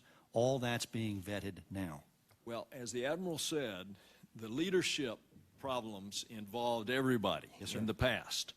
So if we're going to fix this problem, the Congress is going to have to help you and the White House fix the problem. So we're going to need to know how much we're going to have to help you to fix the problem. So can you give us any kind of idea of what we're talking about? Because right now decisions are being made in the Appropriations Subcommittee on the 04 budget. Indeed. And that process is underway, and as soon as we can get an answer, that's precisely what I have an obligation to come back to you and your colleagues to deliver. Yes, sir. Okay, you said you had ongoing discussions. Have you had ongoing discussions in the range of $1.5 billion of return to flight, additional monies? We have had ongoing discussions. I really don't want to get into what the current state of play is or what the numbers might be, because they really run the gamut. I think, again, as I mentioned in response to Senator Brownback's commentary, the cost of this is going to depend on which options we choose. There are 29 recommendations and a whole range of raise the bar objectives we're going to have to do. So each of those options is going to have a price tag, and the answer to that very specific question will come from the total of how much it takes on the options you select for all 29 of those and every other issue contained in the raise the bar inputs that are equally important in our judgment. So I can't give you an answer to that until we can do that math. Mr. Administrator, you have heard me be very critical of past administrations, both parties, on the way that they use budgetary sleight of hand over the years to get us into the fiscal condition that we are finding, where NASA has not given the specific money directed at safety. You've heard me talk about how the space shuttle budget and the space station budget were lumped together back in the 90s, and then money was transferred around. Now, it is very much the responsibility of the Congress, as we look at your budgets, to know specifically what has happened. Now, for example, maybe you can share this with us. Of course, as Admiral Gehman said, not only have the budgets been flat with regard to the space shuttle, the budgets have actually, in real buying power, has been a 40% drop over 10 years. And indeed, where I see the difference in what the administration has requested in 03 for the space shuttle, roughly $3.2 billion, you would think it was an increase going to the 04 request of 3.9. But in fact, the institutional account, which includes a lot of the infrastructure that was $1.2 billion in the past, is zeroed out. So a number of those institutional costs, including things like infrastructure, are part of that additional funding increase. So where is the increase in your 04 request that specifically gets at the problem of safety and safety upgrades? There is a budget line item within the shuttle program for a service life extension program. And of that, we have to identify the prioritization that's underway that was started before the accident to begin to work through exactly what is the prioritization of selection of those upgrades and their timely implementation. So the answer to the question is that's the funding stream that's there. It's not 1 year. It's in 04 and each successive year thereafter. There's a continuing funding stream that follows thereafter. And as a consequence, this is an enduring program that we intend to put specificity to which upgrade implemented at which time based on which prioritization set, and again, informed by a lot of what we will learn as we implement these findings and recommendations. Okay, Senator, I see my time is up. Senator Breaux. Thank you very much, Mr. Chairman, and once again, thank you, Admiral, for a very fine report, and also thank you, Mr. O'Keefe, for the cooperative effort that you showed in producing this report. I just ask you, with regard to the Lockheed Martin facility in Michoud down in New Orleans, what kind of cooperation did you get, Admiral, in working with them and finding out what they did and everything else? Senator, we got outstanding cooperation at Michoud, and in particular, we did a lot of work down there because we and the workforce at Michoud wanted to understand the properties of foam better than had been understood in the past. And therefore, we asked them how to go about that, and they worked right alongside us in devising and conducting various experiments, and certainly the best commentary I can give you is the very the dissection of the already built bipod ramps that we did. This showed some problems inside those bipod ramps that were unknown beforehand, and it took a considerable amount of courage on those people to help us do that. Did the separating of the foam from the external fuel tanks become an acceptable risk to NASA? The categorization of separation of foam changed over the years. It migrated from a very, very serious category to a category that was not so serious until it absolutely disappeared off the radar scope altogether. And yet it was the same physical event. And that's a mistake. It seems to me that we've had the separation of the foam from the very beginning, that we've had separation of foam. The first known incident was back in 1983. The most recent incident other than this tragic accident was only 3 months before this final accident. And your report points out that photos exist of foam separating for 65 of the 79 missions for which we had imaging that was available. And then the regulations of NASA on external tank debris limits said very clearly that no debris shall emanate from the critical zone of the external tank on the launch pad or during ascent, except for such material which may result from normal thermal protection systems recession due to ascent heating. So we've had foam separation from the very beginning throughout numerous launches, 65 of 75 that we saw pictures of, and as recent as 3 months before this incident. plus a regulation of NASA itself that says no debris separation is acceptable and should be allowed. And yet we were still launching shuttle missions, knowing that this was continuing, and knowing that we had a regulation that said, don't allow this to happen. To me, that seems like a monumental breakdown. Can you comment on that? Yes, sir. And it gets to the core of our recommendation to have an independent technical authority.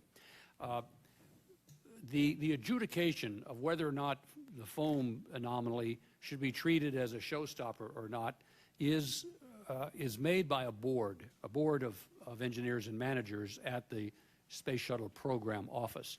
And the chairman of that board is the Space Shuttle Program Manager. So what we have is a case where the program manager, who has pressures on him for cost and schedule and manifests and lots of other things, having to determine whether or not this anomaly, which is now before the board for adjudication, whether or not he should make a big administrative deal out of this or make a small deal out of it. He knows that if he makes a big deal out of it, it might jeopardize or slow down future launches. He also knows that if he doesn't understand why this is happening, it'll cost a couple $1 million to do some research and development, a couple $1 million that he doesn't have, find out why foam is doing this and what are the properties of it and how to fix it. And so this one person who's got all these pressures on him is making these decisions, and we found that to be not a good system. I'm not sure how an outside board is going to help you on this particular degree of investigation or supervision, because we already knew it was happening. We have a rule that says no debris shall separate or shed. And we have numerous instances of launches where this was occurring. It was despite a rule that said don't let it happen. It was happening, and we were continuing to launch vehicles knowing it was happening. An outside board's going to tell us the same thing we already know. Mr. O'Keefe, was it a matter of cost? I mean, we have a regulation that says it should not happen. It was happening. And we were still launching knowing that it was happening as much as 3 months before this launch. Is the reason that it was allowed to continue a cost reason, or was it simply people ignoring the regulations and ignoring what was happening? Mm-hmm. I don't discount anything that Admiral Gehman has offered here. As again, I think those are all contributing factors, but I think there are two overriding reasons why this happened. First one is the rule that you cite properly, exactly, very precisely, that we set is viewed in the agency and within the shuttle program as a goal. Is what? A goal. Not a requirement, not a hard, fast specification, and that's a fool's errand heading down the road towards saying, well, we'd like to achieve this, because that means we regularly rationalize why we would waive something we view as a goal, not as a requirement, as a specification. And that's a big mistake. So we've really got to look back. So that's the first issue, is we really have to make that rule as firm as you just described it to have folks understand what is it that's inviolate that you simply cannot transcend, and where are those cases in which there's a desired objective that we have to continue to achieve, and find a way to get there, or else simply define this as a goal that's not achievable. The second case is what we're dealing with here is human nature. It is like everything else in life. When you see something repetitively, it begins to fuel a rationalization of why that's not a problem. That's the cultural problem. Yes, sir. And it is among the two issues a more, I mean, they go hand in hand, but I think they have to be viewed compatibly. And that human tendency, we shouldn't be surprised to see in engineers when we see it in everyday life. We all know, anytime you walk down a metropolitan street, anytime there is a homeless person sitting inside of a doorway, there are some number of people who are stunned by the fact that people walk by with absolutely no cognizance of the fact that's going on and have ignored it. If anybody came from a South Pacific Paradise Island and walked down that same street, they'd be aghast at seeing how humanity is being treated and would be amazed by how it is we as a people could tolerate that. And so it's that first occasion in which you see it that raises that interest level. We shouldn't be surprised when engineers act just like the rest of people do. When they see something repetitively, they begin to rationalize and begin to look at things and assume what it is they think they know about it, And in every other instance, and here's the big mistake, and Admiral Gehman and the board pointed to this very, very clearly, this human nature said, if nothing happened previously, it probably won't happen again in the future. That's the wrong direction. It ought to go in the opposite approach, which they have said repetitively in this report, which is we've got to prove that it's safe, not prove that it's not. And that's a point that really has to be driven home. And as a consequence, we really have to take that same mindset and understand that while this is a human nature, human characteristic, that when we see things repetitively, that we take it for granted or begin to make assumptions or whatever else, it simply can't be tolerated here because the stakes are too high. Well, we all know what happens when we assume. Yes, sir.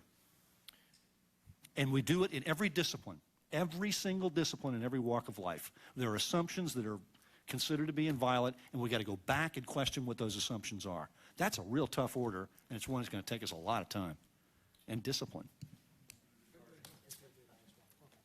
Admiral Gehman and Administrator O'Keefe, thank you for your testimony this morning. I was thinking as I was sitting here, having read recently about the December 17th, 1903, 59-second flight by the Wright brothers at Kitty Hawk. And in the 100 years since, we have had all manners of tragedy and exhilaration and success. And especially the space program, it seems to me, is the one aspect of going from leaving the ground to walking on the moon, the one aspect of walking on the edge of the envelope of technology and science. And one would expect that there will always be those who suffer the consequences of tragedy in those circumstances. But these tragedies that have occurred, this one especially, and the investigation you have completed tell us that there are certain things that can and should and must be done to prevent this from happening again. I mean, the fact that we're dealing on the edge of the envelope in science and technology does not in any way excuse tragedies that could have been prevented. And those heroes, as you describe them and as our country understands them to be in that space, in the space shuttle, should have expected then, and certainly the future astronauts should expect everything possible is being done to provide for their safety.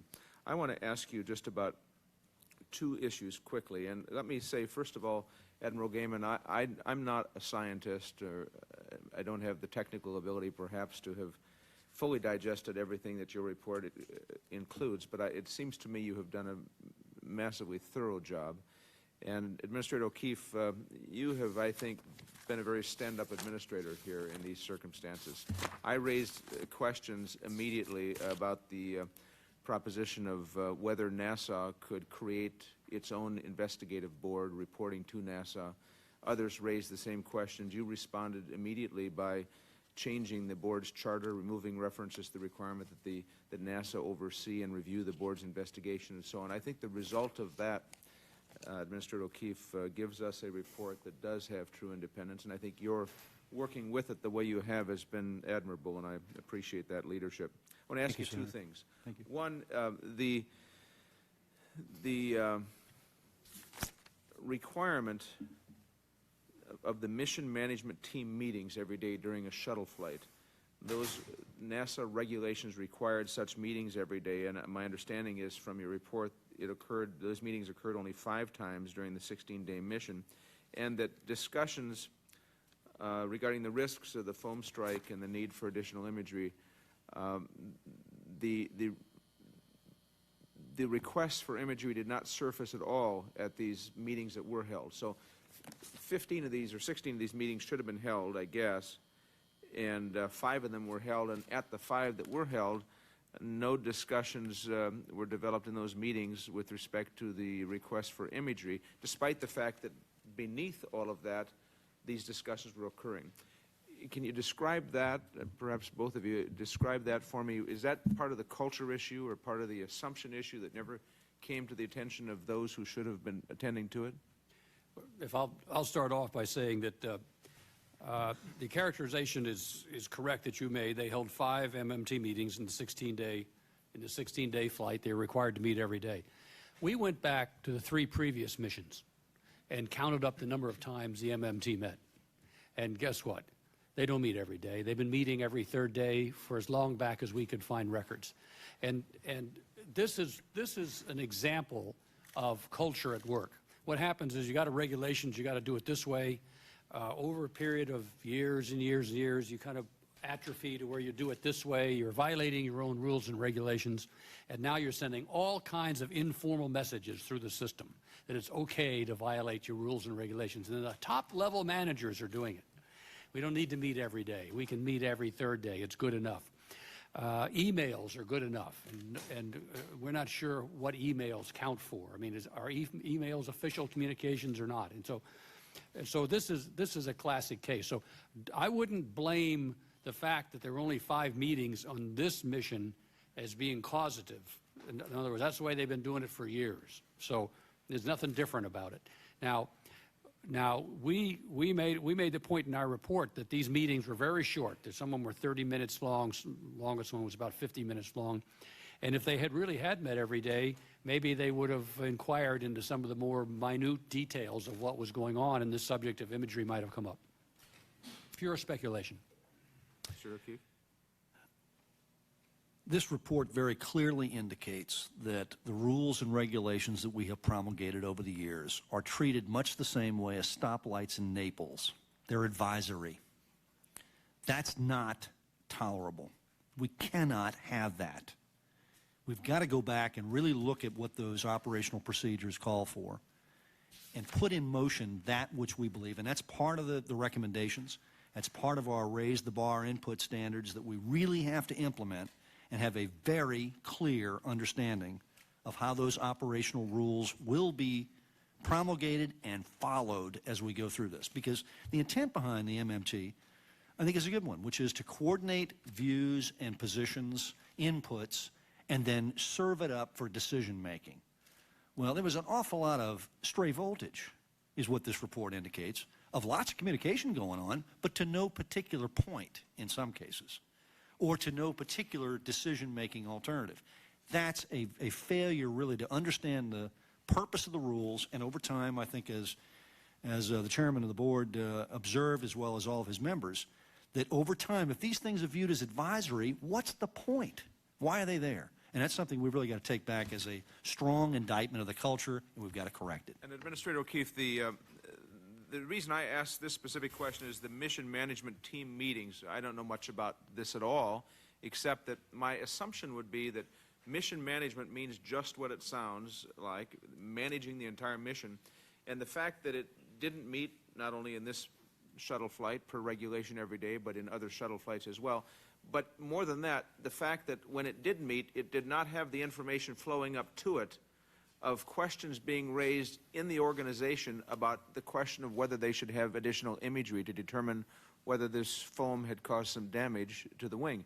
I mean, that's an organizational issue, it seems to me, yes, and a structural issue of yes, very significant yes, importance to the future operations of NASA. And it's an important process question that must be resolved, no question. And I wanted to ask just briefly a question about the next generation launch vehicle. The return to flight for this shuttle, one hopes, will occur at some point when we have satisfied all of these issues, and there's much work to be done. But my understanding is that the next generation launch vehicle is meant to complement rather than replace the shuttle. And as I read the investigative report, what you are saying, Admiral Gehman, is that this shuttle vehicle is yesterday's technology. It needs to be replaced rather than to have some other vehicle complement it at some point. And this gets back to, I think, the question that my colleague Senator Nelson was asking as well. I mean, all of that costs an enormous amount of money. Replacing this launch vehicle completely will be a significant capital requirement, will it not? When we go back to return to flight with the space shuttle, will you by that time have made a decision about what your next generation launch vehicle is going to be and whether it's going to fully replace it in a certain time period, or whether you're going to continue to try to complement it as your current plans would indicate? Yes, sir. Now, the short answer is yes, indeed. By the time we return to flight, we really have to have an answer to those questions, and we're in the process right now very hard of trying to resolve precisely what the composition of this will be, using as the baseline the Integrated Space Transportation Plan that we have presented to the Congress as part of this year's budget and was endorsed last year as part of the President's amendment in November. I'd ask Admiral Gehman to comment, though, on the characterization of this particular finding, because I read it a little differently. So rather than have us go through mutual interpretations here, let's ask the Oracle to render exactly what was the intent behind the words that are used here in terms of Chapter 9 and where we should be going. After we'd studied this system in such great detail, the board felt that we owed it to the public and to the United States and to the nation to editorialize a little bit on the safety and the longevity and the lifespan of the shuttle as we know it. In Chapter 9, we opine that the board was surprised and disappointed to find ourselves at here we are at 2003, and we don't even have a replacement vehicle on the drawing boards. I mean, we're still debating. We're having a debate about the replacement vehicle. The board found that the shuttle is not inherently unsafe. It can be operated for another number of years if the recommendations of this board are followed through on. But the board finds that operating it for another 20 years or something is beyond the scope of our imaginations, and that sometime in a period of something like 10 years from now, if you're going to operate it more than about 10 years, you're going to have to fully recertify and fully requalify the vehicle, which would be extraordinarily expensive. From what I understand your answer to be, if you were an astronaut and if the recommendations of the board were followed, you would not have difficulty joining the crew and flying the shuttle in the future. That's absolutely correct. You would fly it yourself? That's correct. Right. I expect you won't get the opportunity unless... I asked. Fortunately, that was not a finding and recommendation which we intend to accept and comply with. So as a consequence, this is a debatable point, and I think he wants to head back to his sailboat. Well, this is obviously deadly serious business, and the work you have done has been long and labored, but I think you've accomplished much with it, and I think that the chairman has done a real service for this committee and for the Senate in calling this hearing today at this time, and you've done some significant benefit, I think, for this country and its space program in your testimony and the work you've done prior to it. Let me just make one final comment and say that I come from North Dakota. I mean, I don't have a space launch pad in the middle of my state, as does Florida, Texas. But I really believe a society that stops exploring stops progressing. I think space exploration has been very important for this country. I want it to succeed. I want it to continue. I think the benefits are very substantial.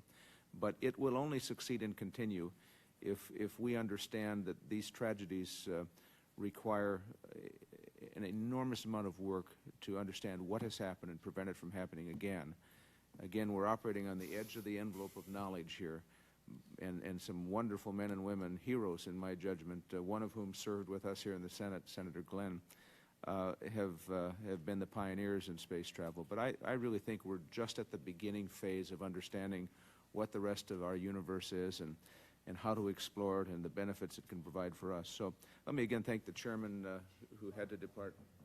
All right, and Senator Nelson has a final question, and then he will close out the hearing. Senator Nelson. If I could just quickly observe on your point, I think you've got it spot on. I mean, we are really in the equivalency here in space exploration of the age of sail. We have really just gotten started as humankind has pursued this approach. It is very early in this process, and we've got a long way to go, and the expanse to what we could conquer by this really is just unimaginable in its expanse. And so as a consequence, I think exactly the way you've characterized this is precisely the way I look at it. This is a daunting challenge, and we're at the very beginning of it. It's a tremendous responsibility, and it's one we take very seriously. Thank you very much. Senator Nelson. Thank you, sir.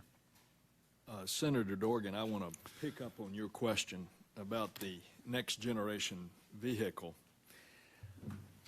Mr. O'Keefe, you and I have talked many times, both privately and publicly, about how you could get some more money with regard to this next generation vehicle. And one of the things we have discussed is that other agencies of the federal government could share in the expense of developing the technologies that NASA would oversee the research and development, because those technologies would be of value to other agencies. Would you share with the committee what is happening there from a financial perspective in the future? Well, the current ongoing effort we have underway, for example, on the X-37 technology demonstrator, is a good example of the kind of arrangement in which there are advantages that may be derived for multiple purposes. And so as a consequence, NASA and the Defense Department, Air Force particularly, are really examining exactly where that approach is going. We are financing with them the overall expense related to the launch and test phase of that particular technology demonstrator. The orbital space plane, which is again the follow-on effort that Senator Dorgan referred to, we are right now in the process of inviting the industry to respond to the requirements, which again can be summarized in one page. This is what we want it to do, and here are the capabilities we need.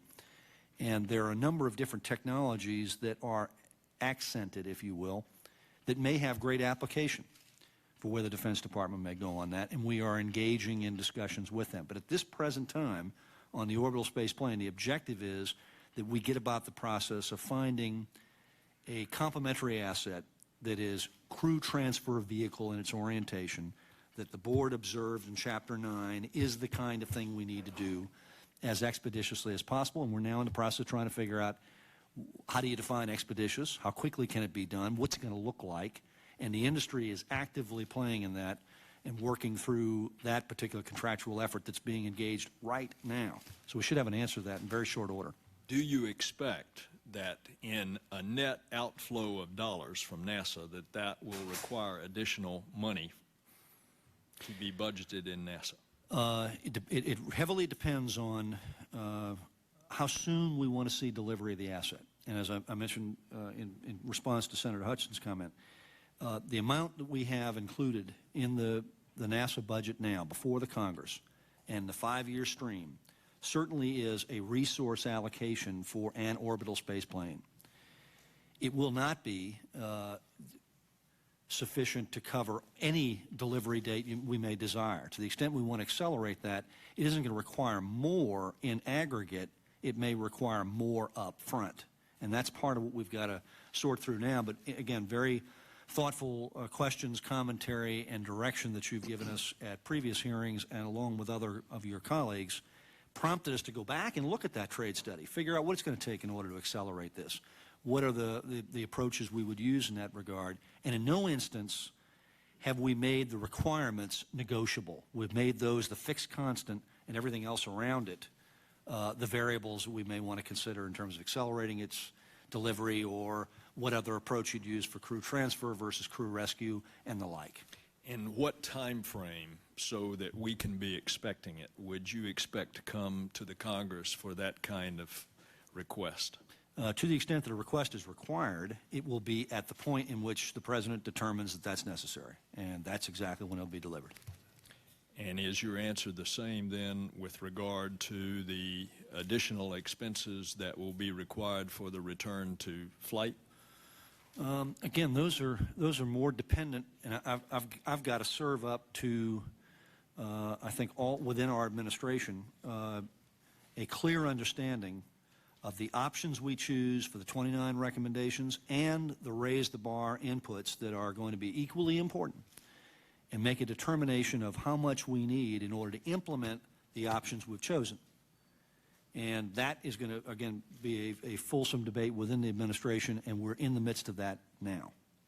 All right. I will just merely close out my comments and the considerable fine hearing that we've had, and thank you all both, by saying you've read the Gehman report. The Gehman report said that the cost cutting in the past has been part of the problem. That's what I said I was pleasantly surprised in seeing in the report because I didn't anticipate that Admiral Gehman's board was going to address cost. It is part of the problem, and they have identified it. And the long and short of it is, over 4 administrations, and this is bipartisan, both parties, that NASA has been, to use my word, starved of funds. And it has always been that Office of Management and the Budget that has said "niet" to NASA. I think everybody, including the members of this committee, that want, as Senator Dorgan so eloquently said, to see our space program continue to be robust and fulfill that desire of this nation to explore, needs to know that you're going to be in there fighting in the internal fights in the administration with OMB and the White House to make sure that the monies are there for NASA. Yes, sir. That answer is good enough for me. Thank you, sir. Admiral Gehman, again, you've done a great service to the country, an enormous service. We thank you from the bottom of our heart. No other questions from the committee. The committee is adjourned. Thank you, sir. Thank you, sir.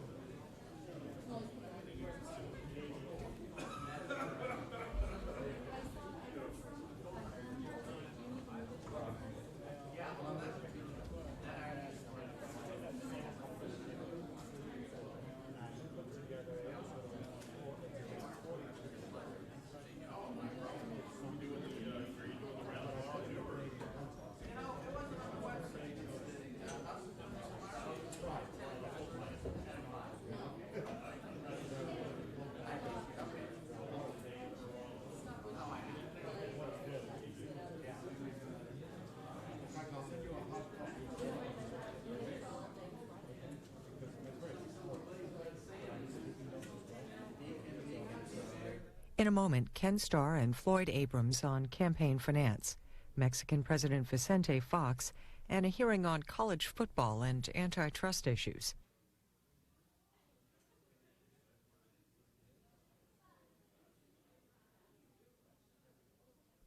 On tomorrow's Washington Journal, guests listed on your screen will discuss U.S. policy towards Iran.